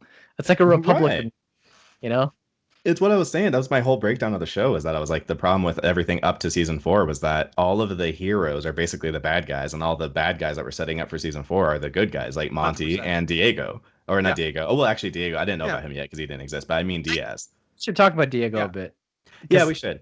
Because that's another really interesting character that kind of comes out of nowhere. They don't know where to go with him initially, and then they go with him in that villain direction, and he's always got this shit-eating grin on his face, like he's about to tell a joke, and it's unclear why his loyalty or allegiance to Monty was never established before this point. Well, was he even a character?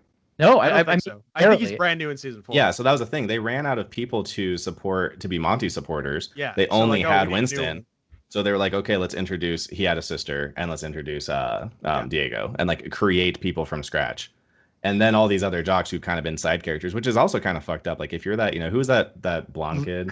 His name is Fake Bryce, and he's perfect. So perfect fake Bryce. It's if I was that actor, I'd be like, hey, I was here the whole time. Exactly. You asshole. He would have been a better suit for that role, but he wasn't conventionally attractive enough to be with the lead Jessica.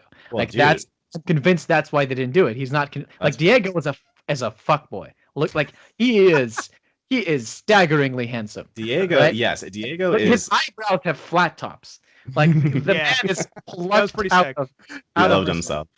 No, you're right. Diego not only is attractive, he's weirdly leaps and bounds above attractive level for the average on the show. definitely including Bryce and Monty, because again, Monty looks like he could have been a really good looking guy, but he looks like he's on meth so much. Oh, what an indictment of the actor. I'm so sad. I hope Yeah, poor guy. I'll just pretend it was for the show. And I mean, yeah. Normally he looks great. No, you're totally right though. So he's so attractive, it makes him stick out. But yeah, Diego's like, yeah, he's just sparkling the whole show. He's just like such a like OC look.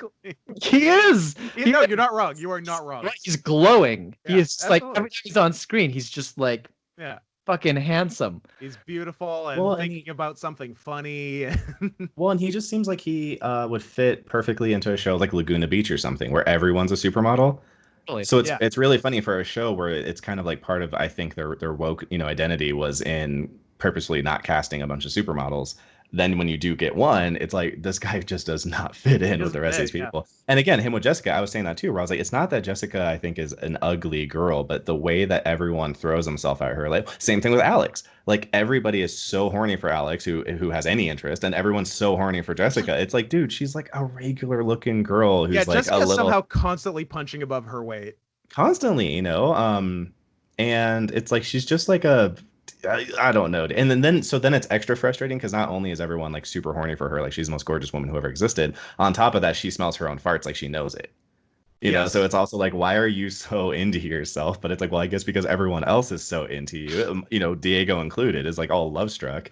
And it's like she's like this really bitchy, regular looking girl who's like kind of is okay at like polishing a turd with makeup. But she's just not, I don't know. It's so, like the Hannah character is way more attractive, and she's still not a super, like, I don't think there's a girl I was gonna say, who isn't an who's extra the who's like best-looking gorgeous. girl on the show. Probably the girl that was fucking around with Bryce and Zach, with the abortion girl. Chloe? Oh, abortion girl. Chloe might be up there. Funny because I remember everyone's names. What about the girl that Clay fucks? The daughter of Absolutely not. What's his name? I think she may be the least attractive girl I saw. I don't know like how to rate females or like I don't know. It's because they don't register as humans to you, right? They're below. This is Gael's doctor calling in. Gael's lying. Gael is totally full of crap. I honestly, genuinely, like if I had to rate all the girls on the show based on what I consider to be attractive as a gay man, I would probably honestly put Jess at the top. Like for me, the problem I would say Jess is the most attractive, female actress on this but my personal gay scale, right? Here's the problem is I would just say that that's a difference in probably just what we find attractive.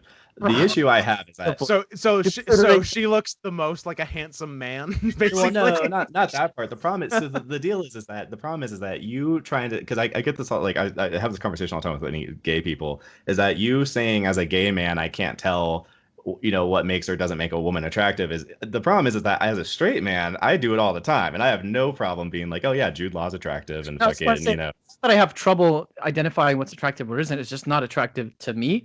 But we can have that if you're straight. Okay, but to me, like I would say like, Jess, I'm sure you and Adam don't agree on every single. We have similar tastes. We have oddly similar tastes. Oh, then there you go.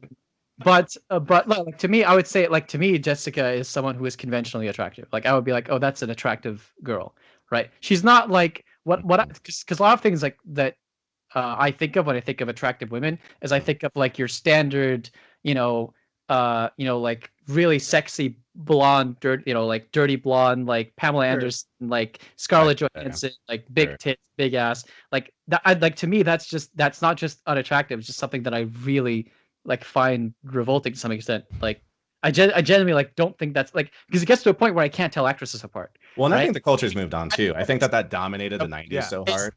Show me pictures of actresses and I could not tell them apart. If I close my eyes, you might just have facial blindness. No, it's not that. He has facial blindness for white women. Like just like this like archetypical beautiful. Yeah. I think it dominated the archetype when we were kids too, though, to the point where it's like I'm sick of looking at it too. I totally agree. Like it's weird how like the height of beauty in the 90s was just like fake plastic blonde bitch. Yes, that was the best. And it was crammed down our throats. I think that Playboy probably had a lot to do with it. Yeah. And they just were like, this is the archetype, and it's just going to be nothing but this. Like saying I'm not an authority. But we're in it now too, though. We're in it with you have Victoria's Secret, and like Giselle ends up becoming like a world-class model, and then it all becomes like Brazilians and butts and stuff, and then like the Kardashians, and so we're kind of in this thing now where everyone. What's that? Who those people are? I don't know who Giselle is. I don't find Kim Kardashian to be attractive. Like I genuinely don't find her to be attractive at all. I think she's the new Pamela Anderson, where it's like she's becoming a template for like what girls are supposed to look like. All right, weird. Yeah. But okay, I mean, I'm not an authority on the subject. Well, what's run me through that. But if I were to rank the guys on the show, I would not put Alex at the top. So that's actually what I was going to ask you. Is like, well, okay. So if I was going to rank the guys, I think Zach Diego. at the top, and then I would put Diego underneath it, because to me, Zach is a more attractive person than Diego. Like I would fuck Zach faster than I would fuck the guy who plays Diego. Separating honestly for me, even separating the personalities, I still think I'm there, because again, Diego has a kind of like that. He is like the male equivalent of the fake tits person. Yeah, he's a bit, but it would be interesting to have sex with him. But he is very much of a Ken. It would be interesting as an experiment. But I do the overly manicured look. I think is too much. It can be, for sure. Like 100%. I'm with you. But that's why I like Zach. He's a little bit more rough and tumble.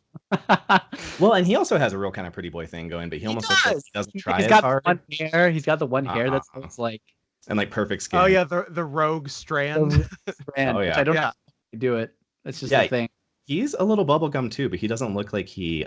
what's his face? Diego looks like he spends probably 3 more hours in the bathroom every morning. Yeah. He seems high maintenance. He looks high maintenance. He has also like he looks like he has lip fillers. Like it's. He's got like all the female cosmetic surgery. But yeah, Gael, like, what do you think about with Bryce? Because that was the big thing Scoot and I were talking about, is that he's like this weirdly schlubby version of that kind of character who has been traditionally played by guys who look like Paul Walker. Bryce is somebody who would be awesome to be friends with. I think like he seems like such Ghost Bryce. He seemed like, obviously, the rape aside, and the fact that we probably ideologically disagree on many things, just as the way he's played charismatically, he seems like he would be easy to talk to. Looks wise, like he's nothing special. Like he's not like I would have sex with Alex before I have sex with Bryce. To put that into perspective. Wow, I don't know about that. That's a low blow. I would genuinely. Wow. But that's just me. That's just me. That's just my personal taste. I think that's just because that hurts my feelings because I look like Bryce. It just might be a subconscious or not so subconscious. I think that's what that is. I also don't think you look anything like Bryce. So there's that. No, well, not right now, but fair enough. It's close. Well, I would say like definitely in season 3 they made him like. It's kind of like how Quentin Tarantino always likes to write some character or multiple characters who are just like impossibly cool, and they always say the perfect right thing. It's like Bryce is a great template to start with. That's too extreme of a version of like make the most likable character possible. Like he always says the right things. He's really witty in like a fun kind of way. He goes and helps Justin with that guy who he owed money to, and he pays it off. And he's written like Oscar Wilde. Like it's just like if it's just Oscar Wilde walking around making like sick like comebacks, he always has the right. It's like some writer to writer challenge. Like, hey, all right, you got a rapist. All right, you with me? Now make him the coolest guy in the world. That's what they went for, and they succeeded, I guess. Make everyone hate him. Now make people like him and feel really bad for liking him. You got it. Yeah. Well, and again, it sucks because that could have been handled so well over time. Like you said about the threads that they were laying for Alex being gay. They just didn't leave those threads for Bryce having any kind of... No, he was a one-dimensional monster. Him and Monty were completely one-dimensional. Their only thing is that they're literally from hell. And then they go to hell. And then they're ghost versions. It's almost like the good versions got released. Yeah. Oh, thank you. We were trapped in those bodies. Their spirits, their good spirits were trapped in their evil corporeal forms. Yes, and now that they're released, they're just like little wisdom gnomes that hang out on the shoulder of Clay, who's going completely insane and ignoring. Absolutely losing his mind. Oh my god. And then having to go bother poor Gary Sinise, who deserves so much better. Oh, Gary. Poor Lieutenant Dan. Yeah, that episode ends with Clay, the reveal that Clay was the one who was... Okay.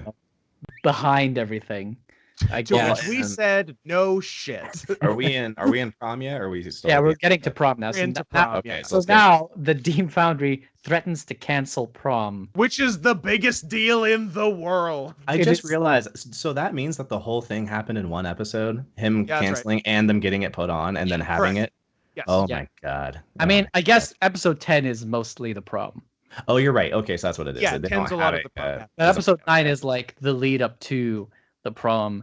And it's amazing how quickly like I love how Yes. much of a bargaining chip it is. It's like, my favorite part of the writing. All of these like woke and philosophically and ideologically pure characters with their motivations just fall in line just so easily I and wanna go quickly to with the prom. dance. Well, and literally, it's like it's my favorite piece of writing because it's like the writers literally were like, we get one just completely nonsense thing that we get to get away with, and this is where we're going to use it. This is our chip. So what it was is, well, crap, he's canceling prom. We need to be able to have prom, and all of our parents are mad because they know that we're up to all kinds of insane stuff, right? Okay, well, here's what we're going to do. We're going to go confess to them halfway about everything, and then tell them, but we really want to go, and they'll be into it. And everyone says, that doesn't make sense. And she goes, trust me. And then it just works. Like when you say trust me, you're putting a seed that later I'm going to have a better, like something else that you didn't know about. It's going to pay off. Yeah. It's like, hey, look, trust me. And then we get to the moment you're like, oh, we're running out of, what are we going to do? And it's like, haha, I had this thing up my sleeve. There was no thing up my sleeve. The trust me just meant, no, I'm right. And I know that you think it doesn't make sense. And I know that the audience thinks it doesn't make sense. But in this world, the parents are so concerned about prom that you can admit to them that you're doing drugs and they'll still make sure to start a ruckus so that you can go to prom. Also, if I was at school, I'd be like, how about you guys go fuck yourselves, literally. You lit my car on fire. And also, they used the same bargaining chip with the senior camping trip. Oh, like 5 episodes ago. Did they have to fight for that? Yeah. Well, they had to fight to get Clay and Diego in. Allowed to go. Yeah, because they were like, "Ooh, you might like. Well, we don't like. We're gonna have to vote to figure out whether or not you're gonna be in," type thing. Oh, I remember now because Jessica said no. Yeah, exactly. She goes, I was outvoted, like a bitch, like going like I want you to make sure to know that I didn't want you to come. Jessica, but first off, she didn't have to say that at all. You're right. She completely volunteers that shitty information. Just I mean, she didn't have to, but she's a bitch. So but here's the thing too. It's also like, hey, Jessica, you know, I know that you don't want me to go to this thing, but remember that time that I don't know, it's crazy. Weren't you an accomplice to literal murder? And didn't I cover that? Currently covering your crimes? No, but you're right. Fuck me, right? No, you're right. Fuck me. He gets his mother, Clay gets his mom to file an injunction with the court in order to stop the school from threatening the prom. That's how they resolve that, right? My God. Like and in return for that, they trust them more. It's like, oh, I'm gonna start being transparent with you, but you have to get us prom. And his mom's like, okay, files an injunction with the court, and then school's like, all right, fuck. And it's like, Clay, all you do is lie. How am I supposed to believe this one? It's like, I don't even know if you're lying deliberately because you're insane. You have a disease. It's like you might be lying completely, in a non-compulsory way. I can't even trust you, even if you think I should be trusting you. I don't know Clay, if you know where you are right now. Oh yeah, Clay, I just remembered you want to go to prom. That reminds me. Aren't you supposed to be in the fucking mental hospital? Yeah. Didn't you lie and break out, and that just never was a problem anymore? It's like, oh, it's fine. Get brought back at all. Well, I remember what it was because you said he went to Sinise's house, right? It was because he talks to Sinise, and he's the one who says, yeah, he's good. Which is like, I don't know what you're talking about. This guy literally did a jailbreak. Yeah. And he broke out. Don't you have to that seems illegal. Probably. It's like, is any crazy if he person wasn't voluntarily sent there, then he can't just leave. Right. He did not show up and say, hey, I'm feeling depressed. I want to hurt myself or others or something. I want to volunteer myself in here. He was sent by the police. So now to believe that the cops can grab me because I grabbed a gun and I'm waving it around and they can send me to a psych ward and then I can break out and they'll be like, well, he got out technically. There's some place, I forgot what it was. There's somewhere in Europe. I mean, there's nothing in the rule book that says we have to... That's what I said. Yeah, it's like, well, the rules don't say a dog can't play basketball. Exactly. I guess No, there's a country in Europe. It's known as the Air Bud Clause. Yes, that's exactly. Yeah, that's what it was. But I can't remember what country it is. It's like Holland or something, where it's not illegal to try to break out of jail because they consider it basically like human inclination to just not want to be, trapped. Now, that doesn't mean that if you get out, they'll be like, well, he got out. I guess he's good. Like, if they catch you again, they'll put you back. But they won't, like, add to your sentence or anything for doing a jailbreak. And they won't, like, shoot you when they find you. Well, I don't know. I don't know. They seem pretty chill in the Netherlands. Well, lots of places are not real shoot happy anyway. Yeah, exactly. Right.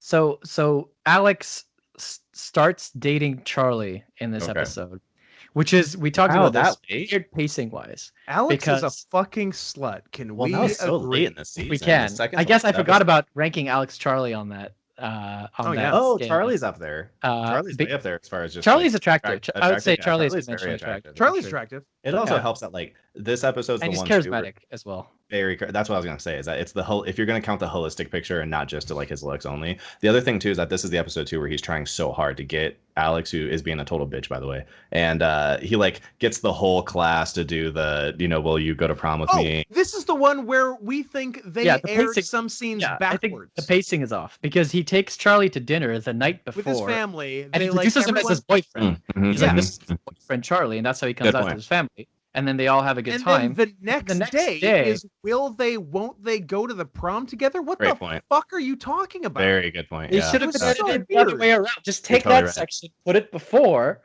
the dinner scene, and then you're good.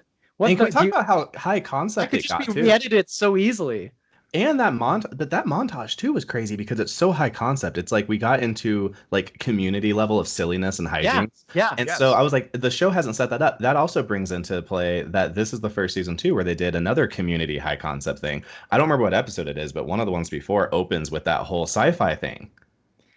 Oh my god. And really? Bryce with the fucking cybernetic face and everything. When was this? That's why robot Bryce. That was episode 6. That was the school episode. Because episode. So they opened that. What the fuck was that? What the fuck was that? Nuts. And I remember I saw someone say it must have been comments on one of the season 3 things we did, but like they're like, hey, in season 4, space cowboy robot Bryce shows up, and I'm not even joking. So there's two functions that serves, I think, or that they were going for. The first is the literal Clay is obsessed with the robots, and that's kind of his college application thing, and there's some sort of philosophical meaning behind it, even though there obviously really isn't. Correct. And the second is Clay has all of these people who are relying on him, but he's letting them down, so they're kind of like fallen soldiers. So metaphorically, he's the people are dying because of him, and that he bears the guilt for that, and that's a dream or something. So that's what I think that's what they were going for. Well, I honestly think they actually succeeded. The problem I had was that the show has never gone super high concept like that up until now. No. We're in the home stretch of the last season of the entire show, and now you do a big crazy episode like that. It would be like if Community had been like a perfectly normal show the whole time, and then it finally decided to do like a then they claymation episode. John Woo paintball in the last in season 6, and you're like, where the fuck did this come from? Comes out of nowhere, and like you said, it never happens again. It doesn't really there wasn't anything that was gleaned in there that couldn't have just been expressed in any other kind of normal way. And it's such a weird decision, honestly. And if they did it a lot, it could have worked with like, Clay's going actually really, really insane. He's like having mental breaks. That would have been good. That would have been a good direction to take it in. Yeah, but do it a lot. Do like once an episode. Yeah, what happened? Speaking of weird framing devices, remember how like in the first 2 episodes of the season, they started by framing it as like a funeral, and it's like you start with the funeral shot of the woman being like, "Oh my God, you're right." And so God speaks to us in mysterious ways, and they started 2 episodes that way with a weird framing device. And it just doesn't come back to the very end. They forgot about it. We forgot about it. You know what it probably was is they just were like in the writing room and they're like, I don't know how to stretch it that far. Yeah, this is just not going to work. Yeah, it's just so they just although they somehow did in season 3. They did. They just did that the whole season, which was so obnoxious. What was it for season 3? It was just her talking. The police interview. The police interview. Yeah. Like in black and white. She's just like interviewing the police guy. Well, and again, when you finish the whole thing, you just realize that like that poor bastard had to sit in that room for 4 hours. So long. No, longer. We figured it out. I was doing the math because it's like 8 hours or something. They had to have sat. No, we don't have to do the math because Diaz says it. in the first episode or whatever, when he was like, "Hey, what's up with this motherfucker and his files on him talking to that, Ameriwatt girl?" And he's like, "Oh, I don't know." And he's like, he was in the room for 8 hours with her, and he doesn't have anything to say. Did they talk about movies? Why are we paying this officer for? Yes, thank you. Yeah, I know. It's like, I'm pretty sure a murder is afoot, and we haven't figured anything out, and we're just closing it. Which, by the way, also at the end, no fucking hero goes, actually succeeds. They just turn evil. He's like, you know what, man? And also, by the way, so I'm not going to look into that fucking murder anymore. Like, why? Yeah. Why are you not going to look into the murder? Justice doesn't mean anything as long as it's your homie who murdered someone. No evil homie's deed son. goes unrewarded. Exactly. Holy shit. Well, again, okay, so let's get. All right, so we're in prom. So this is is this the episode or no? It's graduation. Okay, so we can wait. I want to really talk about the Monty. The way they tied him up was so fucking lazy. But we'll get into that later.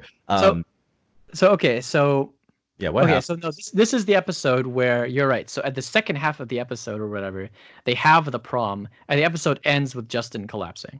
Yeah. Right. Oh, no shit. So pretty much everything prom related all takes place in one episode. Does take place in this episode. It makes sense because the last episode's an hour and a half long too. I remember I was starting to be. Which it didn't need to be. No, I was looking at my watch and I was like, what the fuck? And I was like, you know what? I remember what it was. I had really detailed notes where I was doing time marks. And it was the first time that like a 100 showed up, and I was like, why do I have to type 100 first? Yeah. Oh, because the episode's longer than 60 minutes. Unwarranted. Okay, so all right, so this one. Okay, so let's talk about prom then. So what? They go to prom. Jessica has already had it out with Diego. Right, but then they have a falling out. Justin wasn't gonna go. He was like feeling sick or something like that. He tells Clay to go. Which was Clay supposed to go? I feel like he wasn't supposed to go. Probably not. Dude, it's so funny. It's all falling out of my head. So Clay confesses to his parents that he vandalized the school and destroyed the security camera and set fire to the principal's car. So he figured Justin confesses he has relapsed. Yes. Charlie comes out as bisexual to his father, which is a really short scene, which I barely remember. And worthless because the whole point was it's David. It's what's that guy's name? Not David Spader, but it's the guy from fucking the dead guy that they have to pretend is alive. Weekend at Bernie's. Oh, yeah. It's one of the guys from. That's Charlie's dad. Yes, okay. and he the smaller kind of runtier guy who's kind of like a David Spade impression, and that guy. The whole shtick is just like, oh, I always knew you were gay, and I love you anyway, son. Like all the parents are always like, son, I've met you. I know you're gay. Oh yeah, okay. It was in a coffee shop. You're right. Now, yes, and that's all that was. And it was worthless. Like the only thing was just for him to be like, I love you so much. You're just the best boy ever. Wow, and it's Charlie like, seems to have a great life. Yes, that's all it was. Thanks for showing this to me, drama. Yeah, the rich just kept getting richer, and I said, well, it's just. It's Andrew McCarthy. Yes. Yeah. And they just keep doing the same trope over and over again. How many times does someone come out to their parents in this show, and the parents are like, "Oh, well, we just as long as you're happy and healthy, and we love you." And I'm not saying that like they shouldn't, but it's like, why keep doing it? Like, why are you going out of the way to have these big reveal parties if the whole thing is just going to be them being like, "Oh yeah." I have a theory as to why they do the way they did it. Because the only time that they did it before this was when Monty comes out to his dad, and his dad spits on him, and he was less cool about it. And then he died. I love that. Which is kind of like saying, if you come out, your father will spit on you and you will die. I chose to look at it as he was less cool. Maybe they were like, we should have examples of good versions of coming out, so people aren't scared of coming out. I think that may be one of the reasons why they really hammered that home this season. I don't mind when my father came out to me, I spit on him and he died. So that does track. I'm still not okay with Monty dying off screen. That shit was retarded. It was almost so lame, so ridiculous. Of course, he gets like so much more screen time now. It's fucking retarded. As an actor, the best thing that can happen to your character is to die. On that show, 100%. So much screen time after and you get screen time with the main character. Exactly. Imagine if Walking Dead worked that way. that'd be such a different show. Doesn't Clay imagine Monty dying at some point? I feel like that must happen. Like more than once. Yeah, I think one of his many hallucinations involves something like that. One of the show is him getting woken up by Justin. What's up? In the field with a knife, right? Like at the end, like when it's the mannequin and the mannequin's bleeding and he thinks it's Monty, but the jocks are like, haha, it was just a mannequin. Like in that horror that was episode. early. That was early. That was like episode 4 or something like that. But the other thing though is in the first episode, I think he has it does this fake open where he's dreaming, but you're supposed to think he's waking up, and Justin wakes him up, says, hey, we got to go visit Monty, he's not really dead. And then they go, and he's like, "Did it hurt?" And he's like, "Of course it fucking hurt." And so I think that's like pretty close as well to him imagining him dying. And then he like, they do all the stupid Jacob's Ladder editing, and then they have him go and grab him or whatever, and then he wakes up and it's like, oh, it's just my regular life, and I'm just a crazy kid. And then also like they have him go so crazy that obviously he's seeing things all the time, but he's also like muttering and talking to himself in the park at the opening he's of 100% schizophrenic. Well, here's the deal. He should be institutionalized. But now at the end, it's just like, no, I'm good now. It was just stress. I got better. I'm cool. I'm better. Alex is better too. Alex isn't going to spend the rest of his life with like, fucking waking up with cold sweat nightmares about murdering someone. He wakes up in the middle of the night. What's wrong? I murdered someone. Tyler's doing great.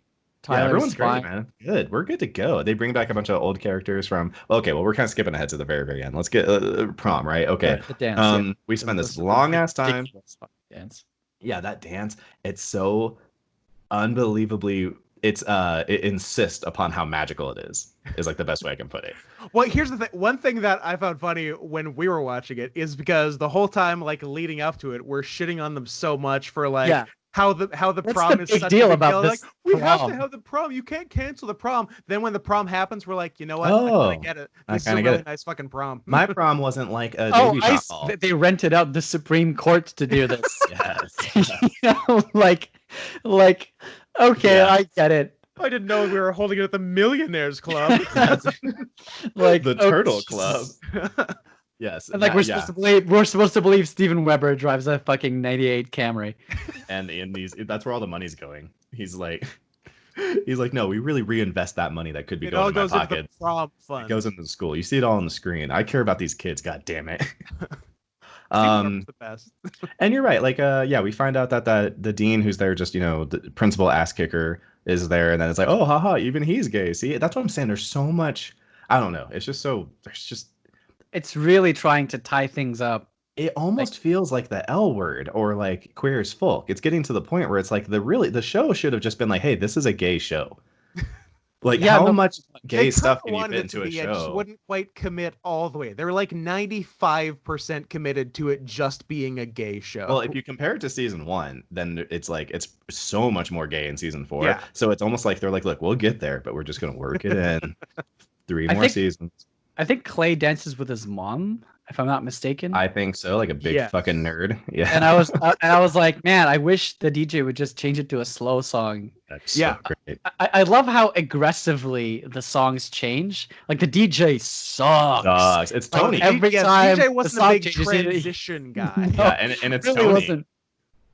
Oh yeah, it was Tony. I forgot about 35-year-old Tony is the fuck, and Tyler's helping him, which is so fantastic because it's like, hey man, you know all that stuff. It's like, you're a DJ, you should know that stuff, you son of a bitch. Like, you think being a DJ is just having sweet tracks? Like, you have to know how your equipment works, you fucking idiot. Was it Tony? Fuck. No, it couldn't have been Tony because Tony was there with Caleb.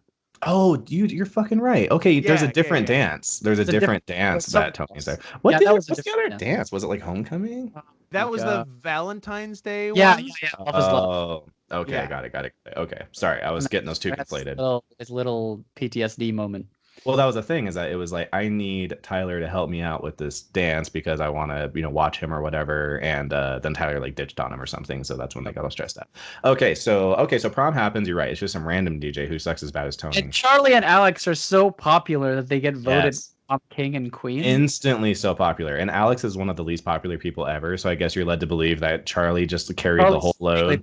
But you know what? It has to be. That's all Charlie. But we've seen that with Charlie because, like I said, who could get all of their classroom in high school to like wear those masks that say like, "Hey, prom"? Like everyone in the classroom, Charlie's no one was like, "Hey, fuck king. you, Charlie." Yeah, he must have been. So I guess if you go off of that, then maybe it makes sense that they won just on the back of like Charlie carried the team together. Yeah, no, the prom king is Charlie, and then by proxy, Alex. Well, and also too, it also kind of, I don't know, this might be just my cynical brain, but it also just felt like it's like maybe everyone was just like fishing for like virtue signal bucks, and we're like, okay, well those guys are new and gay. Nah, teenagers never do that. Teenagers are always like super honest and not at all performative in the stuff they do. Yeah. Odd decision by the show to crown the prom king as the murderer from the last show. Oh my God. That was an interesting decision. He's the king of bold murder. move, Cotton. He literally won. It drives me. He won. Yeah, he wins at life. He's just the king. It kills me because I'm just like, there's such a good show hiding in there. This could have been so dark. And it could have been like, they could have pointed out what you just said is 100% true, and you barely notice it because the way they frame everything. They could have really put a spotlight on that, and you could have been like, "Oh my god, this is so dark." If Estella, for example, I think her name is Estella, like Monty's sister. If Monty's sister, if it cut to Monty's sister while that was happening, and she was like sitting at her table and just having a little like, like heavy breathing, like trying to keep herself in check because her brother's murderer, got like that would have been a more interesting perspective on 100%. That. But no, it has to go all like, oh my god, we love each other. Or imagine he gets crowned, and then it's like, what is it, The Graduate or whatever, where it's like, I object, and fucking Winston, shows up. It grabs the mic. This motherfucker is a murderer. Like that could have been dope. There is both a good dark show and an amazing comedy hiding in this show. Oh, sure. Yeah. Like there are very different and better ways to go. I actually disagree. I think this is the funniest way to do this show. It's pretty funny. Because don't get me wrong, you have to laugh at it. This would be a very hard show to keep still being what it was and having you laugh with it. True. So much of the humor is you laugh at it. Right. Yeah. The sincerity is what it's the same thing with like it's why Troll 2 is hilarious and Sharknado's not. Is because like Sharknado is trying to make you laugh, and it's like the earnestness of it. The earnestness, you're laughing at them, not with them. It is dark and it is cynical. And if you don't feel comfortable with that, then like you need to not watch those kinds of movies. But so Winston also has his little hallucination of Monty. Yes. And he even dresses him. He even dresses his hallucination, properly for the prom. Yeah. Because he's not dancing with some fucking tank top wearing asshole. He's gonna dance with a black tie. It's a black tie event. I thought that was so fucking lazy. They just didn't know. They didn't know how to button up the Winston story. And they're like, fuck. Yeah. So what was he doing? If we were looking at someone else's perspective, looking at Winston, that's what we were saying. Yeah. Mm-hmm. Wasn't he kind of in like wasn't he like alone or something? Didn't they kind of like fade everyone else out or something? Yeah. Or was he off to the side? No, they faded everyone else out. Okay. Yeah. And it was implied just Monty in like the center for a minute. Yeah. Right. And then that was it. And then it cuts back and it turns out he was just imagining that like from the side. Yeah. If you're doing your if you are doing your version where it's the comedy or whatever, then what you do have is a cut to everyone looking at him fucking talking to himself and dancing alone, like with his arms over nothing. Oh yeah. Well, and we're also hoping for a shared hallucination where Monty and Clay, Winston and Clay would see Ghost Monty at the same time. I would love it. That would be amazing. There was what we were hoping for at the end for the shared hallucination was because Jess also fucking hallucinates Bryce. So and Clay's been hallucinating Bryce this whole time, right? So like at the very end where Bryce walks away, like, and Jess is like away from the group and Clay walks up to her. We're like, ooh, this is a perfect opportunity for them to both have this shared hallucination of Bryce because both of these characters have canonically seen this other character and talked to him in a hallucinogenic fashion. So it would have been a very missed opportunity there. Well, also like when Jessica sees him too, it's not like a lot of the times that Clay sees them, it's kind of a oh, they're over there in the corner kind of looking at me like this is my subconscious.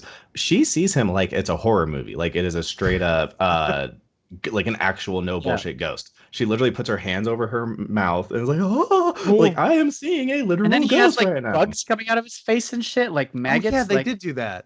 They did do that. Yeah, it was pretty amazing. So they went straight Jew on. And I was really, that's the thing. It's like I knew it wasn't gonna happen, but I constantly found myself being like, oh my god, I hope they go with like Clay ends up in a fucking straight jacket and like being dragged off. Yeah, dude, it makes me want to write something like this. It makes me want to write like a really stupid, sappy, like a teen horror or a teen drama show like this, but then have it actually be like, no, it's a Lovecraft story. Like it literally is. And all of these stupid conventions that you think are just like writing hacks are actually like happening, and this is like a real thing. And the whole town's going insane, and they're all going to kill each other at the end. It would be, but you'd have to like put up with like half of the episodes just fucking sucking. The last episode was such a disaster, such a disaster way of ending the story because I think it's time to get in there. Absolutely, what they should have done. Clay should have ended up like completely institutionalized, like in a straitjacket, like after he kills someone, like he shoots Winston or something. Yes, 100%. Like Winston gets all the documents to reveal who actually killed Bryce. Clay loses his mind and shoots Winston. Gets detained, in a straitjacket, dragged away, Yes.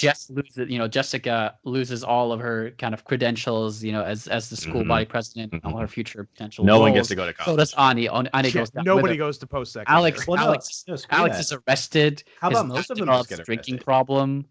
Because no, but seriously, almost the whole crew is guilty, like super guilty of. For sure. Did you guys ever watch Good Time? Yes. One of my favorite movies. Okay, Great. everybody, spoilers, so suck it up. But it's like the movie, I hate to use this word because it seems like a negative thing, but ultimately it's all of his effort is for naught, and it's pointless because it just ends with him going to jail anyway. And so he just completely fails. So you're watching a journey, but a journey that just completely ends in failure. I think that energy could have been a great way to end this, where it's like all of this fucking scheming you guys did and you all still got caught and just went to It would have fucking been jail. better than Good Time, because if it did that, because in Good Time, Good Time was more about the anxiety of the whole movie, the film just taking you on this ride, Just like and everything then it just keeps going wrong. and then it just, by the time it ends, you're like, I mean, you almost feel good. You almost feel good that he went to jail, because it's like it could have been so much worse. I agree. With this, what would have happened if they had ended it that way? It would have been better, because all of the characters would have gotten their comeuppance, Their right? fucking comeuppance. All of the things that they've fucking hid and covered up, and all the shitty things they've done over the season. It's like Seinfeld. It's like Seinfeld ending. You know, it's like they end up in jail, and that's where they belong. And that's it. Yeah, because they're terrible people. And everyone's happy, except with that show, everyone was really mad. Which is Canadian often, you don't jail. end a show that way. Come on, it's Seinfeld. It was actually really dumb. Yeah, it was a stupid way to end it. But they would have been worked for this show, but then they just didn't do that. Alex this literally should have had this is the ending. This is the Seinfeld ending. Seinfeld should have had something else. This should have done Seinfeld. Seinfeld should have had this show's ending, where Jerry dies of AIDS at the end.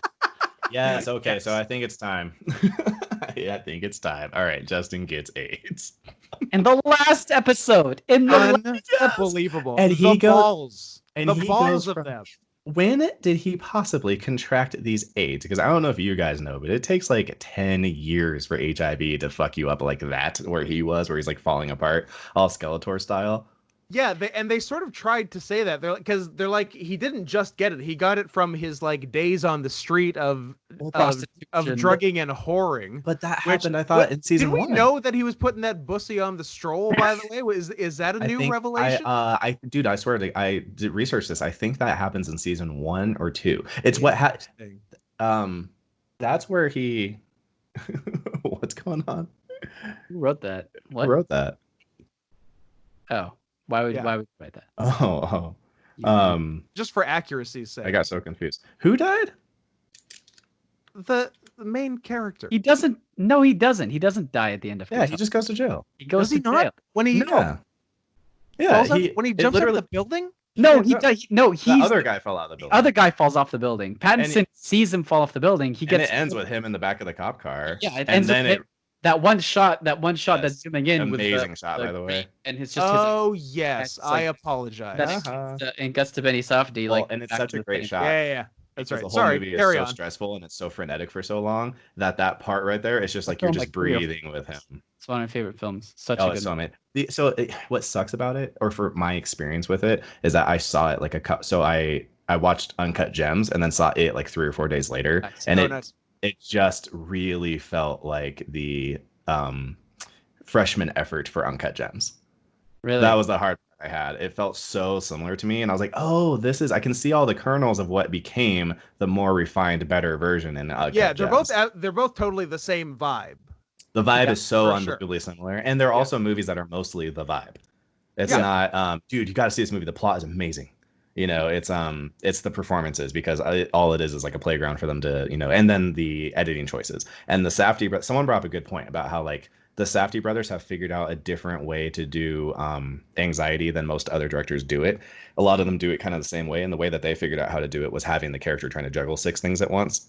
And that's a great thing that you see it in Uncut Gems. It's like it's what you saw in Good Time, but like times 4, where it's like now I have 12 things happening all at once, and it's hard for me to even keep track. I had to pause Uncut Gems like 3 times. I was like, I cannot handle this right now. Okay, I'm gonna go make a drink. I'm gonna go talk to my roommate for a second. But back on track, Justin Foley gets fucking AIDS, and he gets he gets the kind of AIDS that strikes overnight, and you go from being like and kills you in a few days. In a few fucking days. And it's also funny because the show, Clay's, I had in my notes at one point, like Clay says, like, there's no like clean way to end this or anything to say or whatever. It's like, that's the writers talking. And I'm being like, sorry, guys, we wrote ourselves in a corner. There's nothing we can really say. We have because I remember he had to give a speech.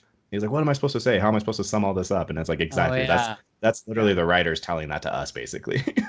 Like, we're sorry, we don't have really anything profound to say because we set up all this bullshit mystery box. Not mystery box, but it's the same problem of a mystery box, like J.J. Abrams, where rather than it being a mystery that doesn't play off, it's all of this implied importance that has nowhere to go. Yeah. And then they have the balls to make it as though this is all happening to Clay. He has that line with Gary Sinise going like, no one should endure what you've had to endure over the years. Like, you've seen more death than anyone else. It's like, this is all happening to you. It's like, really? We're gonna make it about Clay. He's the centerpiece. Yeah. He's the one who's dealt with everything. Hannah's really, not here. Like, Hannah killed herself. Jess got raped. Hannah got raped. Monty's dead. Bryce is dead. Justin's OD'd and whored himself out. And Clay's the one and then still died. Who's dealt with everything. Oh my God, what a brave soul. Clay really has it the worst. And really, Justin got the Zach treatment where they were just like, fuck, we don't know what to do with this guy. We're done with him. Okay, he gets fucking AIDS. And it just felt like such a, again, really hacky, shitty. Thank God they didn't give Zach AIDS. I would have been very upset. Well, imagine you're in a writing room and it's like, that's the guy you fire, right? When it's like, hey, so what should we do with Justin? Give him AIDS. Yeah, give him AIDS. I don't know. We'll make the kids sad. They'll cry. Hey, remember that disease people used to get a long time ago? Yeah. Remember that disease that killed people in the 80s? Oh my God. It feels like such a out of nowhere. It's not really like informed by most of the story. They reference some stuff that happened a long time ago is like what it was. And so it's kind of, you just had this ticking time bomb the whole time. And of course they have to do the timing. You know what it reminds me of? It's This Unearned. Did you guys ever watch Remember Me with Robert Pattinson a million years ago? No, that was 9/11 related. Well, here's the deal. It wasn't. That's how that It was. It's a reveal. That's the problem. It's an entire, let's assume the movie's 90 minutes. It's basically 80 minutes of just like relationship and kind of a West Side Story. It's like, I want to be with this girl, but we kind of can't. I don't know if it was like class related, but whatever the case, there was this thing of like, we're trying to make this relationship work, but it's just not working. Then finally at the end, it's like, what your problem is that you have these issues with your dad. You need to resolve those issues. So he's like, you know what? I love you and I'm going to go figure out these things with my dad. So it starts this montage and he's going to this building to go talk to his dad, and like you're seeing like cuts to his dad, and then it cuts away to the school classroom and the teacher writes on the board, it's like September 11th, 2001. Yeah, I remember hearing about that movie. Is it as funny as it is in my head? It's not that it's funny, it's infuriating. You don't get to just make that up at the end. Like there was nothing informing it the whole time. That really takes balls. Well, Deus Ex Machina comes from like that. Yeah. When they did the play Antigone, the whole story is like this woman's brother is being like falsely accused of some crimes. So they're going to execute him, and the whole time she's trying to get him, to not be executed. And at the end, she finally decides like, okay, fine, I'll just take his place and I'll go, and so he won't die or whatever. And so she's up there and she's about to be executed, and then Hercules shows up and saves her. And it was like, what in the actual fuck are you guys talking about? Like, you have to inform that shit ahead of time. And that's exactly what it is with Remember Me. And so with this one, it felt the same way with the AIDS. It was just like, God, we don't know what to do. Okay, fuck it, I don't know. He's got AIDS. Let's AIDS it up, baby. And apparently they got a lot of backlash for that. I'm sure. Yeah. And then Clay tries to kill himself. Suicide by Clay cop. tries to commit suicide by cop. Oh, is that this episode? Yeah. Where Diaz just says, nah. Be cool, Clay. Come on. Very reminiscent of American Psycho, where it's just like, I can't get caught if I wanted to. Like, I can straight up confess. Oh man, so Clay could not take an L if he wanted to. That's really good. See, that would have also been an amazing direction. American Psycho Clay, absolutely. Yeah, like it's like it doesn't matter what you do, you're stuck in this post-structuralist world. That would have been so good. Yeah, this is your hell. Yeah, this is your hell. You have to stay here forever. His what do you call it? American Psycho ends with him sitting in the restaurant with the door behind him that says, "This is not an exit." Yeah. And it's like, and that's what I was saying. That's what drives me fucking crazy about this show, is that it's like so much of it could have been so good. There's so many ideas that were done so poorly that could have been really good. It's interesting because like what we're really saying is like you just take like the basic story / narrative, like the basic narrative format of just having character A undergoes, some sort of transition and some sort of growth, and then ends somewhere, and then you just have, it doesn't matter what the growth is, doesn't matter what the setting is. It could be a high school, it could be, a work environment. It doesn't matter what the setting is. It doesn't even matter who the characters are, really. All it matters is you have a story where a character undergoes something, right? And that doesn't matter at all. All you need is some sort of idea, some sort of ideological, motive, somewhere you want to push the story to, and you can just apply that to anything. Like that's what makes this show so interesting. Is that it's kind of like the vanilla test case, like the kind of, you strip everything away, you just get the story, and then you can just start spitballing and take it in any direction. Like that's what's so great. Like I feel like that's what a lot of good writers do, genuinely. Like when I like look at Charlie Kaufman, like going like, oh, I just picked up this book about like a couple who goes to meet the woman's parents up at a hillside, and just kind of like this weird story. I'm gonna adapt that to a movie, and then he's making a movie now called I'm Thinking of Ending Things. It's like and he says in the interview like, yeah, it doesn't really follow the book directly, it kind of goes in its own direction. I'm like, fuck, like that's what you guys do. Yeah. All you need is a story, and that's the hardest part. It's like, it's coming up with a story that is just vanilla enough, it's just nothing happensy enough that you can actually tag things and push it in directions that subvert where people expect it to go, and then slowly insert your message into it. With American Psycho is a really good example of that too. So it's just what that reminded me of. Well, adaptation as well, right? It's like he was supposed to write The Orchid Thief. Yeah. And then basically just was documenting his experience trying to write The Orchid Thief, and then even that's not a one for one. You just need a story as a template. That's all. I completely agree with that. I mean, anywhere. This would have been a perfect case. Like we're saying, yes, there are so many good ideas in this show. There's so many places you can take this show. You just need a confident, ballsy writer who has a narrative in his mind, or an idea, some sort of idea that he wants to exercise, and then you have a good show.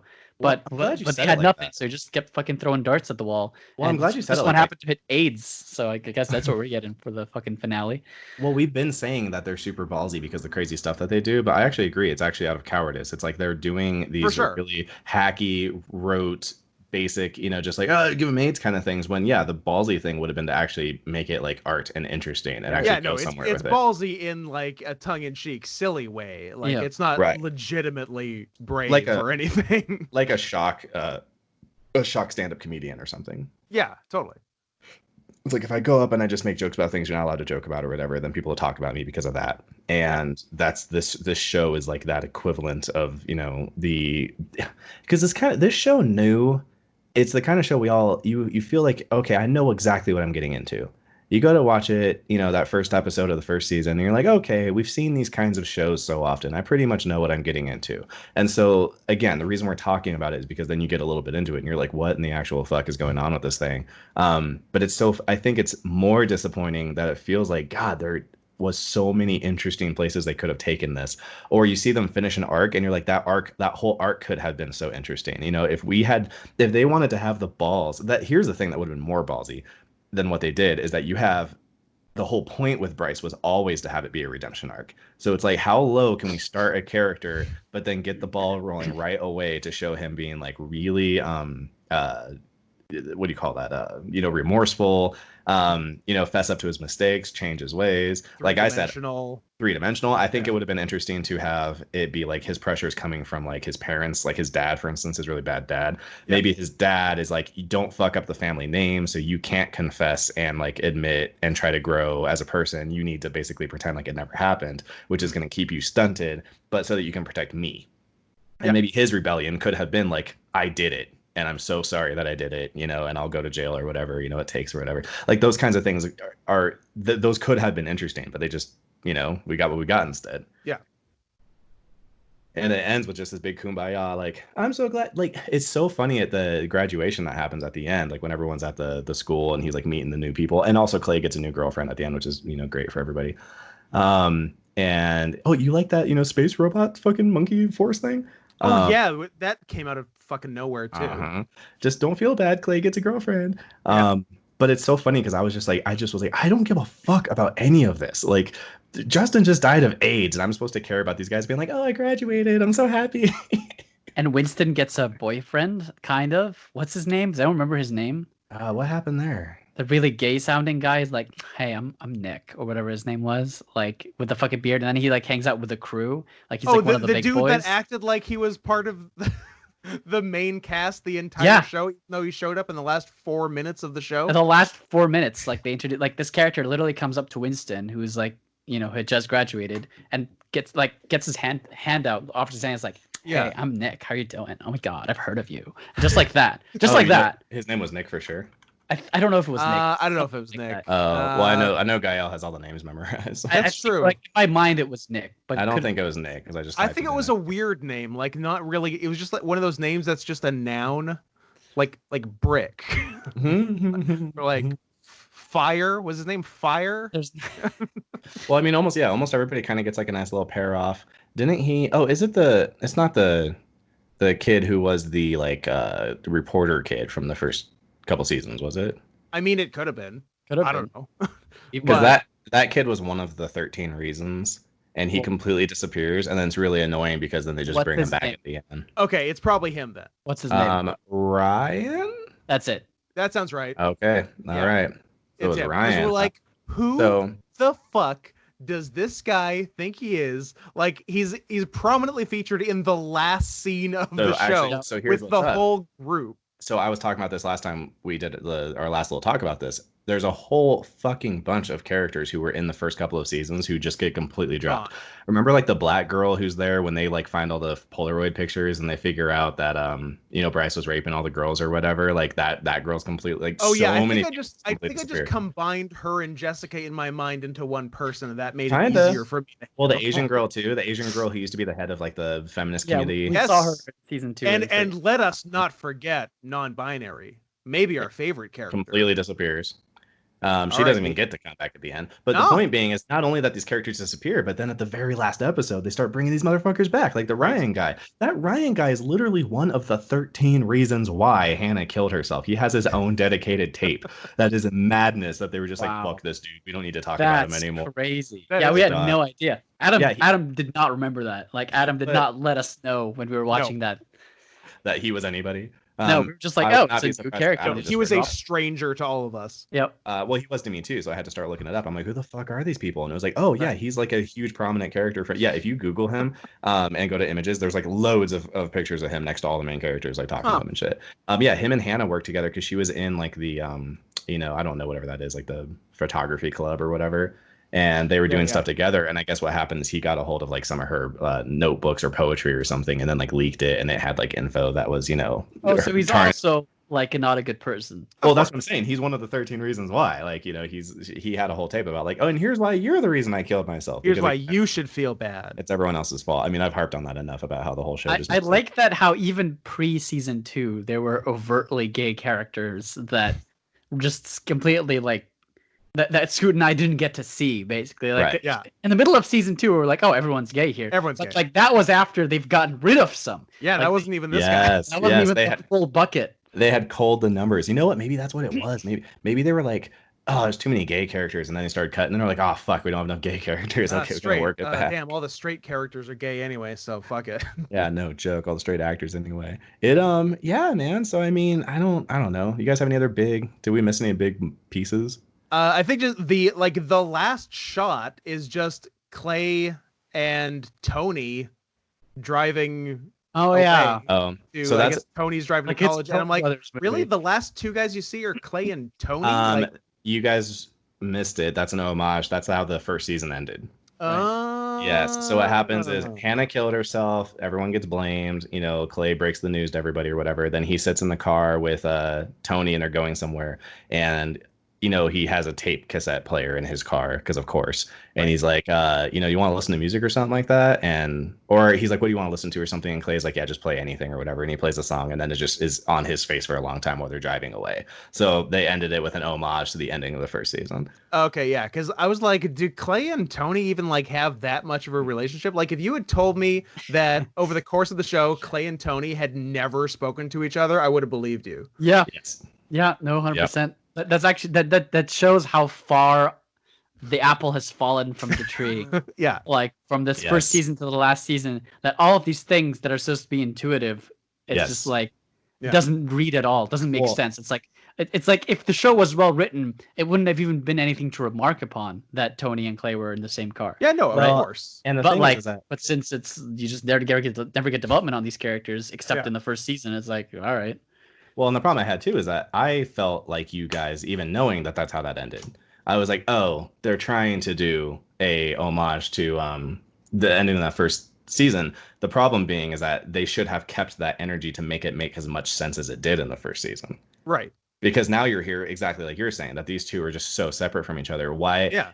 What you're telling me using that when I say framing, I mean like literal framing. When you're using that blocking, you're communicating to me that these are the two most important characters in the show, and Tony is like, yeah, which Tony was not.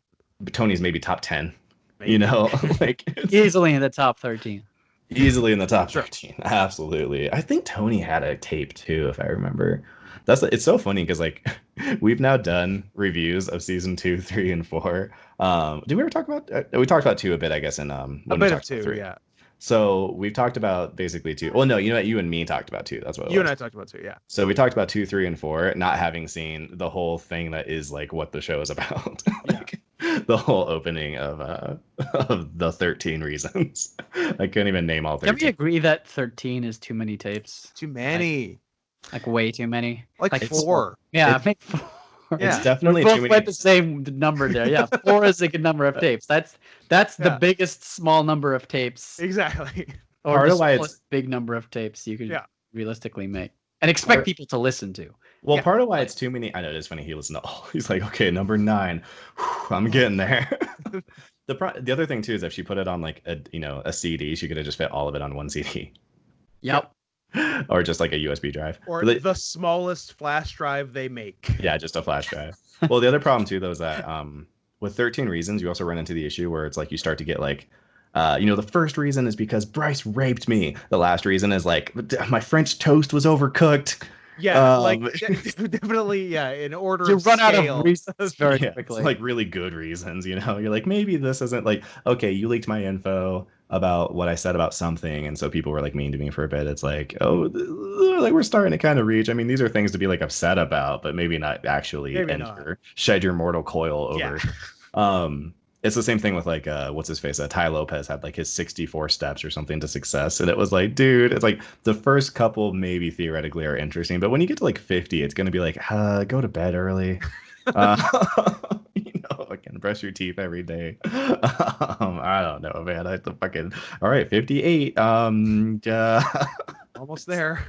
Yeah, she didn't even have a constraint. Like sometimes the studio will like have a constraint on you or something, or like if you're a showrunner in the production, like the Oscars or something, it's like you need 10 movies, right? Like you need to have a top 10 because 10's a nice even number that everyone likes. She didn't even have any constraints on her. She voluntarily decided to make 13 of all the numbers available to her. Not very good at marketing that. What's a little funny about the 13 thing is that someone who used to work for BuzzFeed went on Reddit like years ago and wanted to kind of show you how the sausage was made, and they're like, the reason whenever we do top 10 lists, they're not actually top 10s, it's like top 9s or top 11s or top 8s or something, is we want to sell the idea that like this is a really good list because we couldn't come up with 10. These were just like the only ones we could come up with, so these are like really good 10 it's like we're pigeonholed in like we have to pick 10, but if it's 8 it's like these are the 8. Yeah, exactly. That's Adam does the same thing for his yearly best, like his 2016, all his lists that he makes, he does the same thing. It's like a top 10 list, but there's 36, 37 movies on the list. Yeah, like all right. Well, okay, no, he doesn't do the same thing because that's real.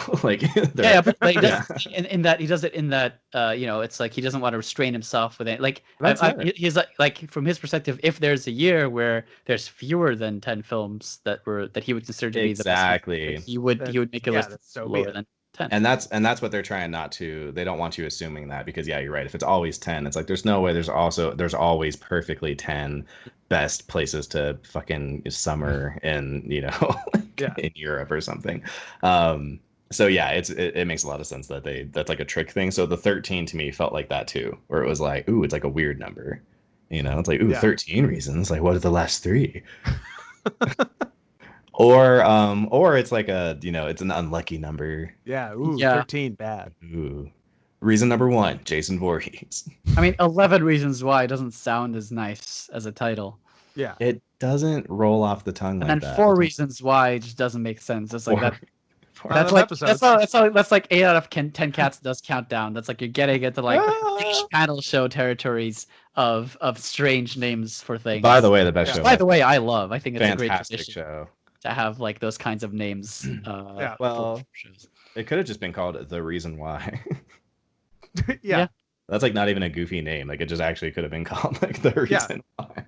Or just something. I mean, I don't know. It's whatever. It's Jay Asher's novel or book or whatever. It's his fantasy. He can do whatever he wants.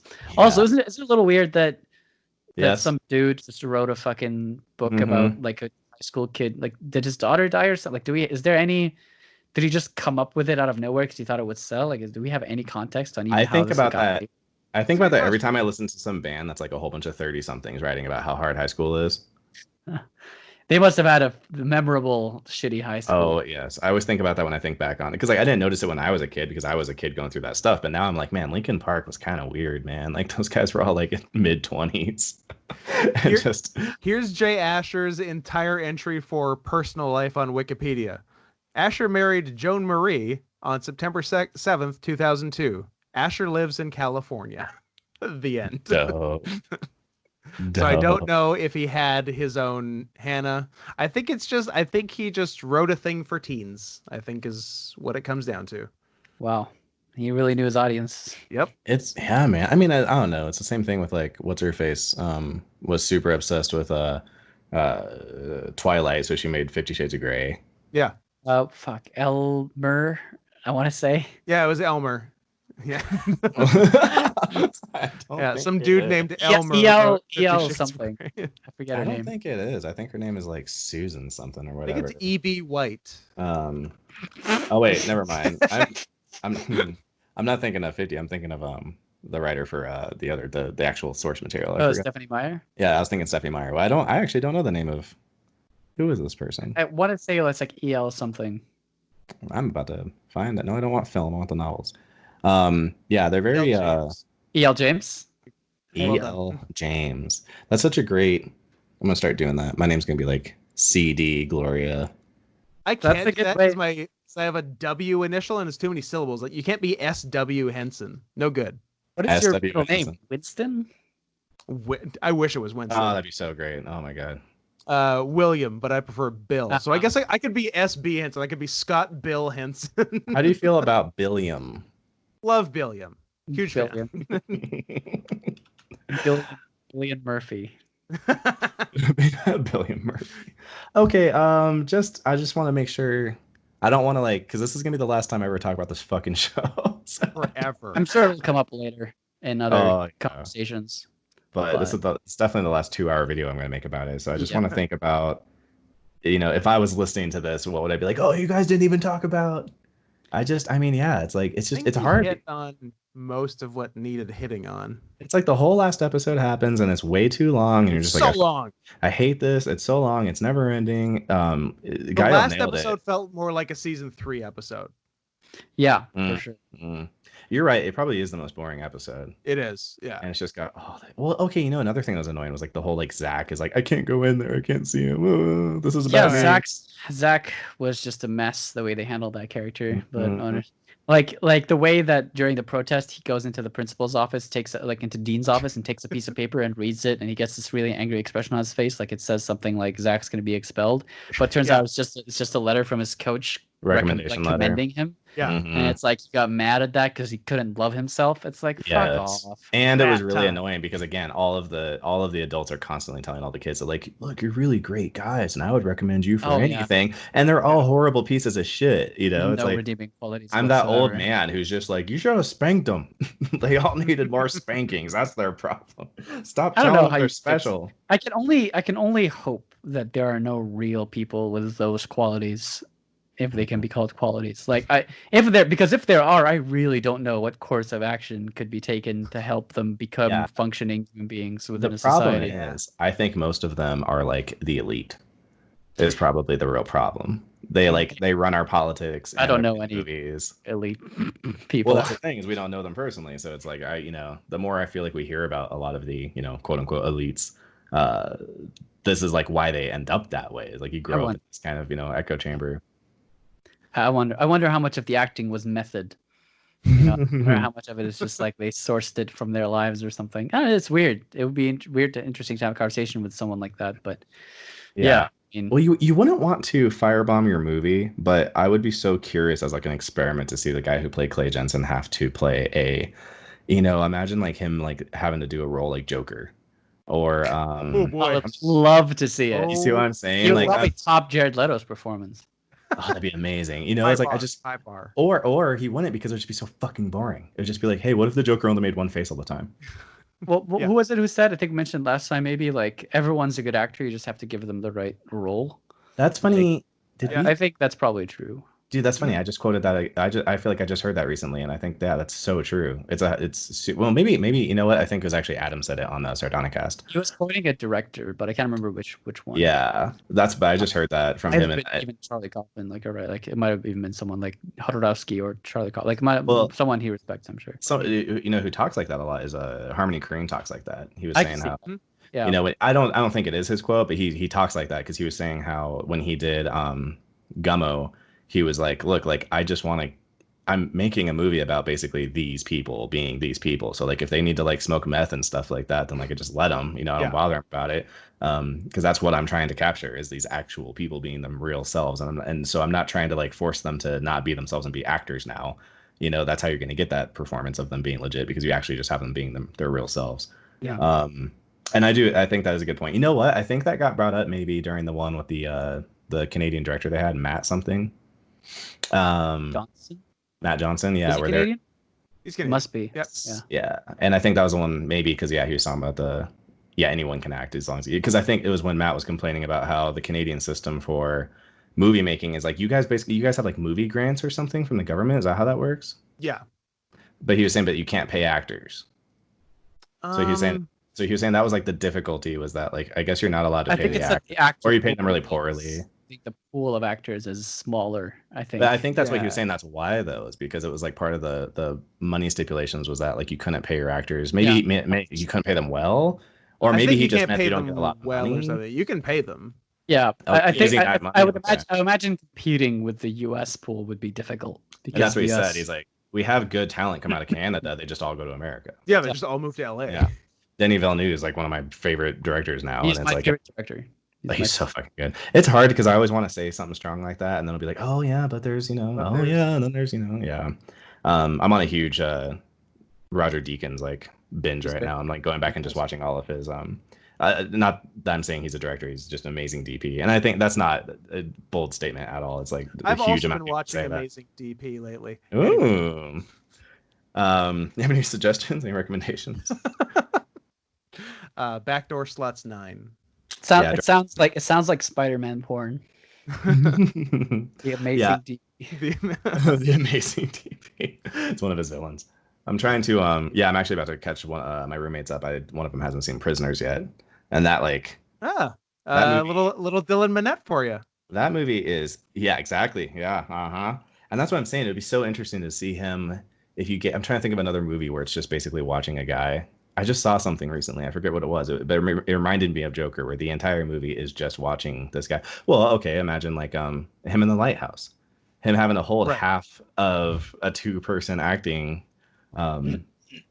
scenario, and he has to hold his weight. There's just who would he would have to play Robert Pattinson. He'd be Pattinson. Yeah, because he's young. Dylan Minnette, cross from fucking Willem Dafoe. Willem Dafoe and that's such a difficult role. It's such a difficult role for anyone to pull off, and like anyone. He's not even gonna come close.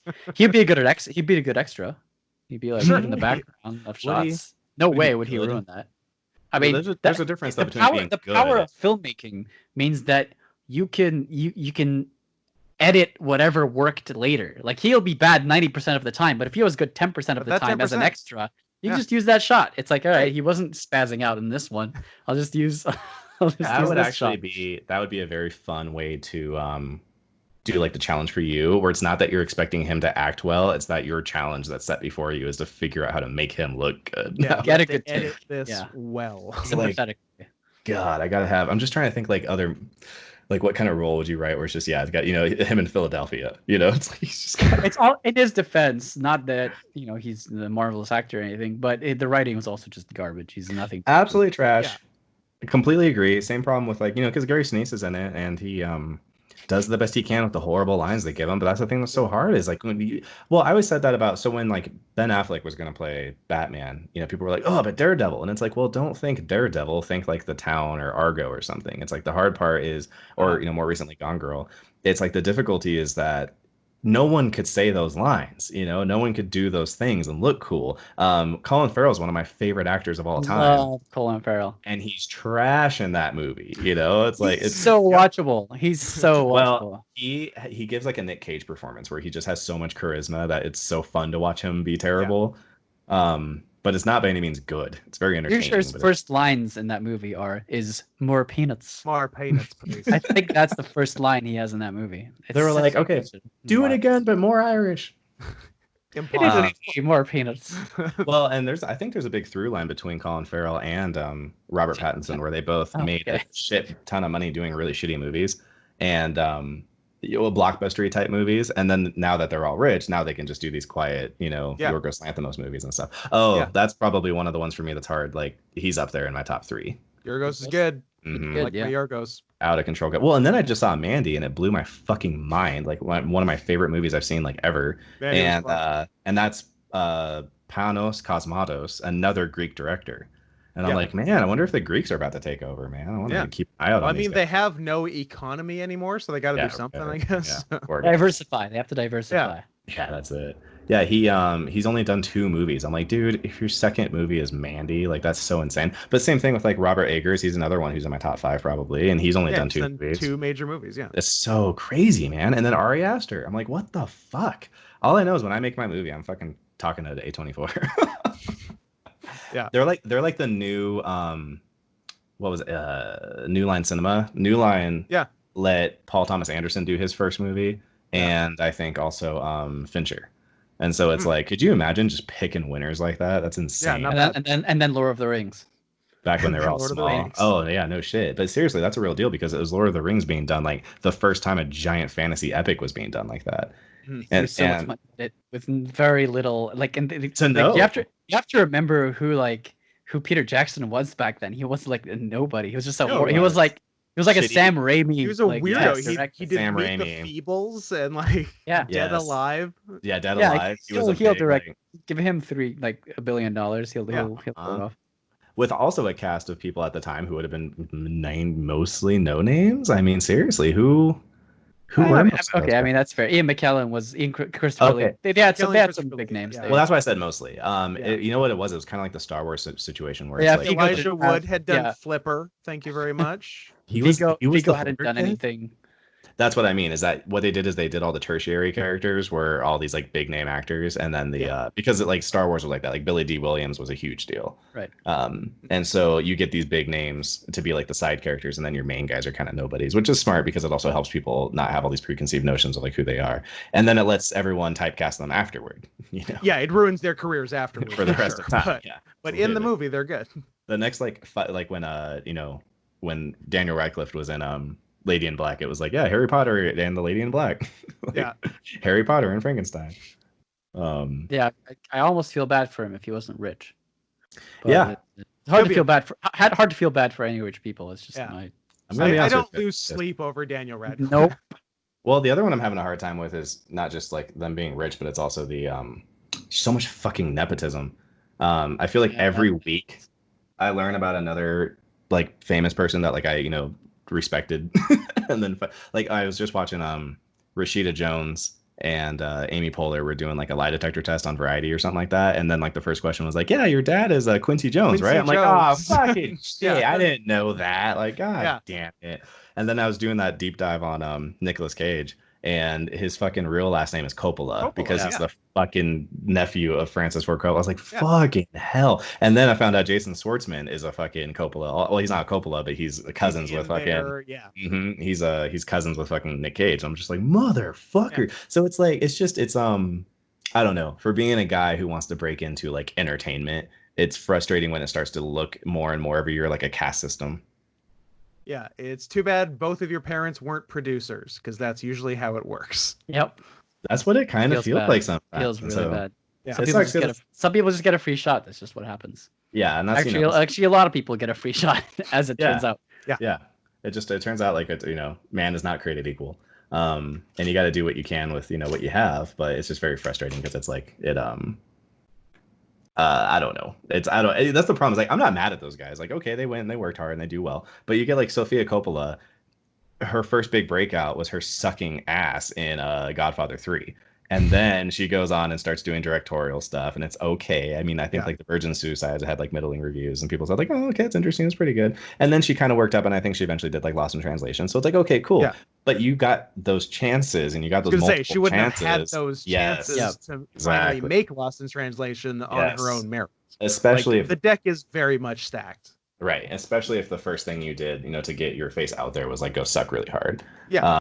So it's like, I mean, again, like I'm happy for her, but it's disheartening when you're like, oh no, like I, kind of believed the whole like, hey, just work hard, make good stuff, and it's like, oh, and have a parent, who's, the brother of Francis Ford Coppola. Really helps. Yeah, and the problem too is that these guys also, it's like, well, just Francis didn't have all those benefits, and he made it happen, but it's like also he made it happen when the competition, was the competition that it was in the 60s. Slim. The pool was a lot smaller. There was like I think 10 people making films back then. I believe there were 10 directors in the 1960s. That's right. I know. Could you imagine trying to have like a top 10 list of directors from that time period? I think that's why Adam doesn't do it. I think like Adam like doesn't watch old films really, like not really like really so like imagining him doing like top 10 films of 1979. There's fucking no way. Exactly. Like right. there's no way. Yeah, there's just maybe he'll come up with 5. Yeah. But like it would be better to do like the best film of 1975, the best film of 1972, Which is funny because that almost makes it easier because maybe he can catch up to modern day. He can go all the way back to the 30s. Yep. Just work all, and then he's all caught up. And it's a smaller project than it seems. Well, one thing I fucking can't stand. I hate the super nerdy film school attitude of like nothing good has been made since the 60s or whatever. I fucking hate that because like every time you ask someone and they're like, yeah, my favorite director is Hitchcock. It's like, go fuck yourself, dude. Like he deserves all of the credit he gets for creating what he and Kurosawa too. They deserve all the credit they get for creating things, not having a Kurosawa to copy or having a Hitchcock to copy. Having said that, it is ridiculous to say that Ari Aster hasn't stood on the backs of giants and made movies that I would much rather watch than Psycho. It's so crazy to me. It's like I think there's a way for us to be able to give them the credit that they deserve, but without this like super, to me, like almost like a movie version of virtue signaling of like, no, my favorite movie ever is this fucking, the French film that was made in 1942 that, no one's ever heard of. It's like, go fuck yourself. It's so pretentious. Yeah, definitely. Yeah, I don't know. I think people can I don't know enough. Like obviously I've seen most of Hitchcock's filmography, less for Kurosawa. I understand why people like him. Favorite director, I can see that. Like if someone wants to say that he's their favorite, that's fine. To me, that just means that maybe they haven't seen some really good directors that they might enjoy more. Maybe. Like I try to be charitable with when people tell me something is their favorite thing, especially if they say like their favorite film is something from a long time ago, when films maybe weren't up to our standards or actually operated in a different context or culture. Just different, just different. Well, I guess if I like that has an appeal to it, right? Like watching Metropolis has an appeal to it. Like watching like really old movies, there's an appeal to that. And I think anyone like I don't think there's a problem with anyone having like their favorite movie, as long as they don't like try to make make it seem as though like there weren't any good movies after that, or that's what a good movie should be. Like right. I think you can enjoy like I enjoy films without having them necessarily be good, and I think people should be able to do that. Right? Well, let me clarify, because I guess what I'm really getting at is that it's not that I would mind if I really believed that the person that actually was their favorite movie. It's that I think a lot of them are lying. And so I think that to get brownie points for like, I'm more sophisticated than you, my favorite director is Alfred Hitchcock. And I think no one has made scarier movies than Alfred Hitchcock, which I think is like, as close to objectively untrue as you can get. In an art medium. Sorry to interrupt you. Well, I'm not saying that it's hard because I just know people who are that pretentious, where it's That's fair. So it's not a matter of they're trying to like flex on you in essence, so it's like, oh well, my favorite movie is Citizen Kane, and it's just like, dude, like, it's great for the time. Psycho is great for the time. The Birds is great for the time. It is ridiculous to make any kind of charitable comparison of The Birds to Hereditary, or to fucking even something like Mandy, which isn't even like necessarily trying to be scary, but it's like it's because I'm a very strong believer in, like, we took those ground layers that those old timers built, and then we hopefully keep improving and standing on the backs of giants to make the next cool thing. And in 20 years, there's probably going to be someone who learned all the things we've learned from, like, all the great A24 movies that have been coming out recently, and they'll make even better stuff. And I feel like I would be an asshole to be like, nope, they've perfected it, in 2020, and it'll never be better than that. And it's like, no. But like I said, I mean, I agree with you that if it actually is their favorite, then like I could see the merits and I could understand where they're coming from. But I just feel like a lot of people like have this it's like instant cool points, and like, it's the same thing with like people with their bands, right? It's like, oh, my favorite band is this, indie band from Led Zeppelin. Or that, something super. I think that would be the equivalent, right? It's like saying my favorite band is Led Zeppelin, That's or fair. my favorite band is the Beatles. Yeah, there's been no better rock than the Beatles. That's fair. Exactly. There's like, two ways to go. You can go like the Led Zeppelin route, or you can go the like wildly obscure band that 12 people have heard of. That is the other way to go when you're trying to get hipster music points. Yeah, hipster creds. Yeah, exactly. And I liked everything up until everyone else started, knowing what it was. Exactly. Yeah, so so that's kind of my thing, is like the hipster thing. That just always drives me crazy with people who are just like, I don't watch any movies after whatever year. Because again, it was like so I met a guy who's saying that because I was telling him that I do this YouTube channel, and he was like, oh cool, like I'm a film major, and I my major was in like I don't know what you call it, but basically like vintage film. And I was like, oh great, dude, that's awesome. Like we gotta talk sometime. I'll do like a podcast or whatever. I want to talk about these movies. And I brought up like No Country for Old Men. He's like, oh, never seen it. I haven't seen anything. Like literally was saying he hadn't seen movies that like from the 70s forward. I think I don't watch students movies in color. Thank you. Film students are their own breed. Yeah.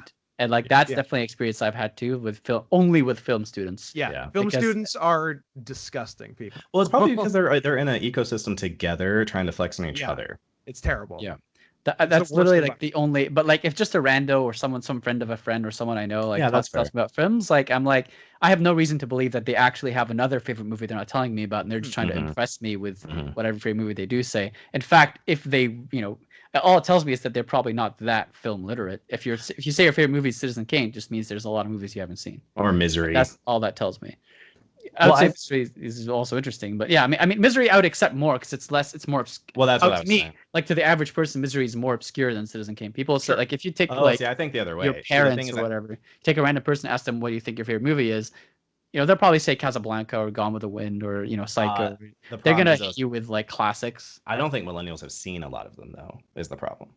I think a lot of them know about them, like they know about Citizen Kane, but I'm not so sure how many I've met that actually have seen Citizen Kane. And I watched a lot of those movies out of like basically necessity of like the nature of the kind of content I want to create. Like I have to know this stuff. And I remember I got in a big fight with a friend of mine who like said he wanted to be a director, and it was like constantly didn't know the name of like any actor, like huge actors. And it was like, dude, and he's like, well, I'm not really like an actor guy. Like, no. You have to know this stuff. You're going to be in a meeting. You're going to look like an asshole because you don't know. Yeah. And you haven't seen like Breakfast at Tiffany's. To be fair, I think wasn't it Spike Lee who was like literally had never heard of like a fucking really famous director. I think it was Spike Lee who literally hadn't heard of like another really famous director. Was it when he did Old Boy and he didn't know about the director? Is that what you're talking about? It must have been something else. It was something similar, but at any rate, like I think like no, I don't think you necessarily need to know the names of people in the business or like the names of famous actors or famous films I guess you don't need to want to create and still be successful. Some of what I'm getting at is kind of like some of these are like they're like so like the guys from Bon Appetit were talking about like the reason that the old French kitchens used to keep all of their kitchenware was brass and you have to keep it like polished is that the idea was that like it represents that like if we're keeping this under control, then it's a symptom of like all the other things that we have under control that maybe you can't see right now. And so for me, it's some of these things I'm getting at are like it's not necessarily that like just him not knowing who Scarlett Johansson was.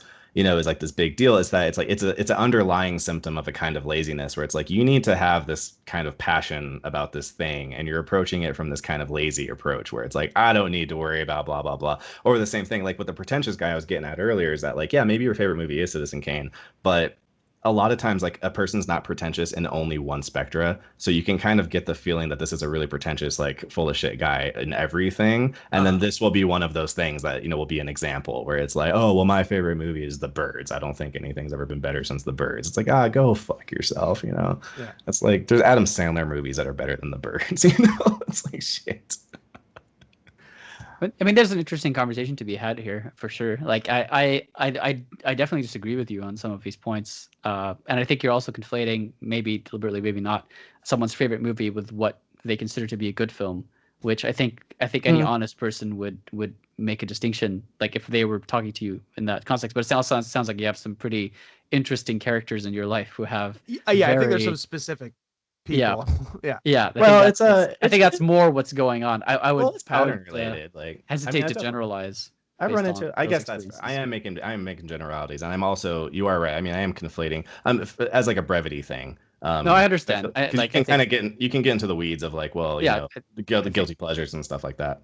I think there's definitely conversations to be had in that vein. And we talked about that with even 13 Reasons Why on like, the value that it has and whether it's art or not. It's like some of these things are kind of using like shorthand.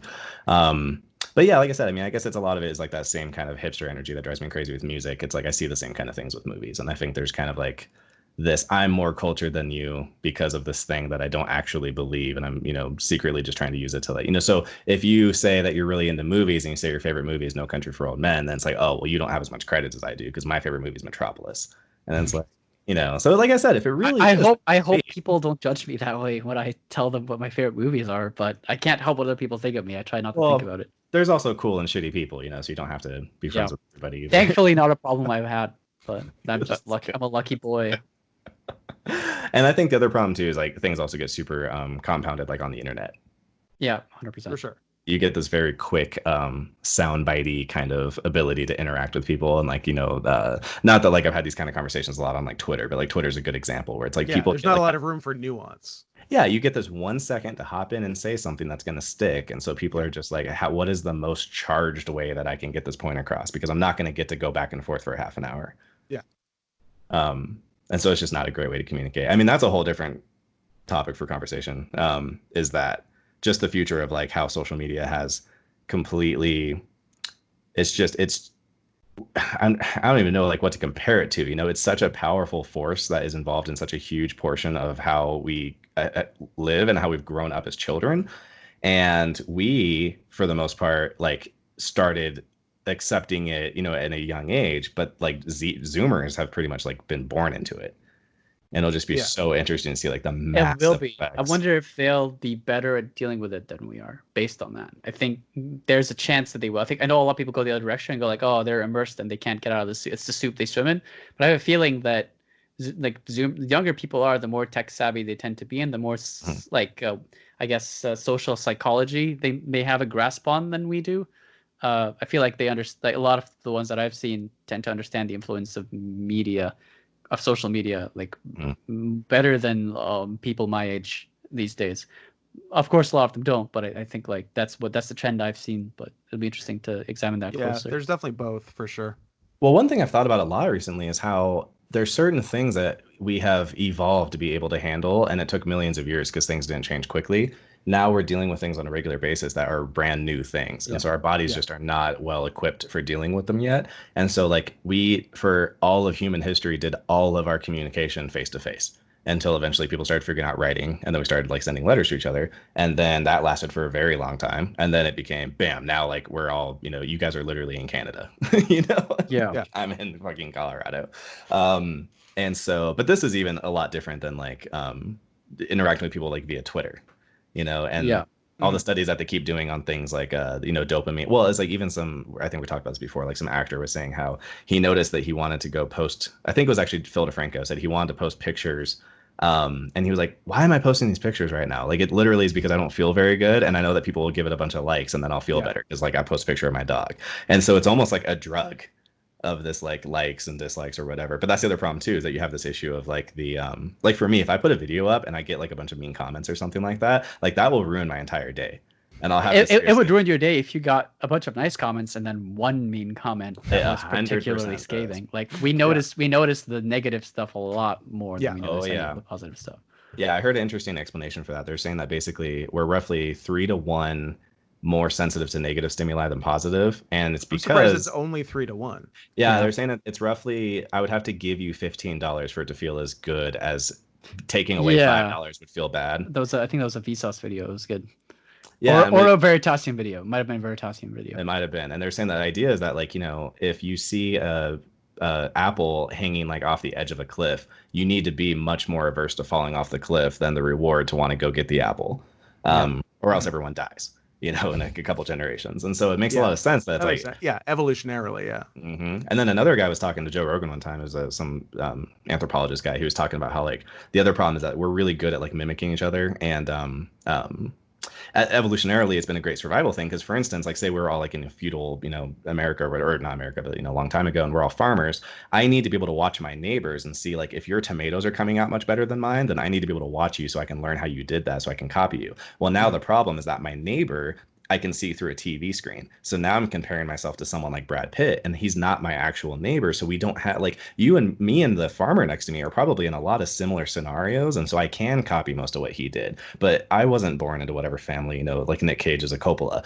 I wasn't born into that. So my brain is still wired over millions of years of evolution to want to compare myself to him and be like, oh shit, what is he doing right that I'm not doing right? It's like, well, dude, like you're not, you know. But it's not as valid a comparison in the first place. It's not, right. Yeah. So that's the problem, is we're constantly making these extremely unfair comparisons because communication has just moved so quickly. So it is really funny to like, you have to think about like, man, what are the solutions for trying to integrate ourselves into technologies that we don't have millions of years to adapt to? I think it's a really good anthropological question. I think it is. Well, it's almost been 3 hours. It has, in fact. Yeah. Wow. I've had a blast. Thank you so much for coming and chatting with me. Yeah. And good luck editing. Yeah, I know. I actually think I'm going to break it into pieces. Cool. I'll try to. I'm thinking. I don't know what you guys are thinking, but I'll tell you. I'll stop. All right. Hey, well, bye everyone. I love you. All right. It's like AIDS. AIDS. You got it.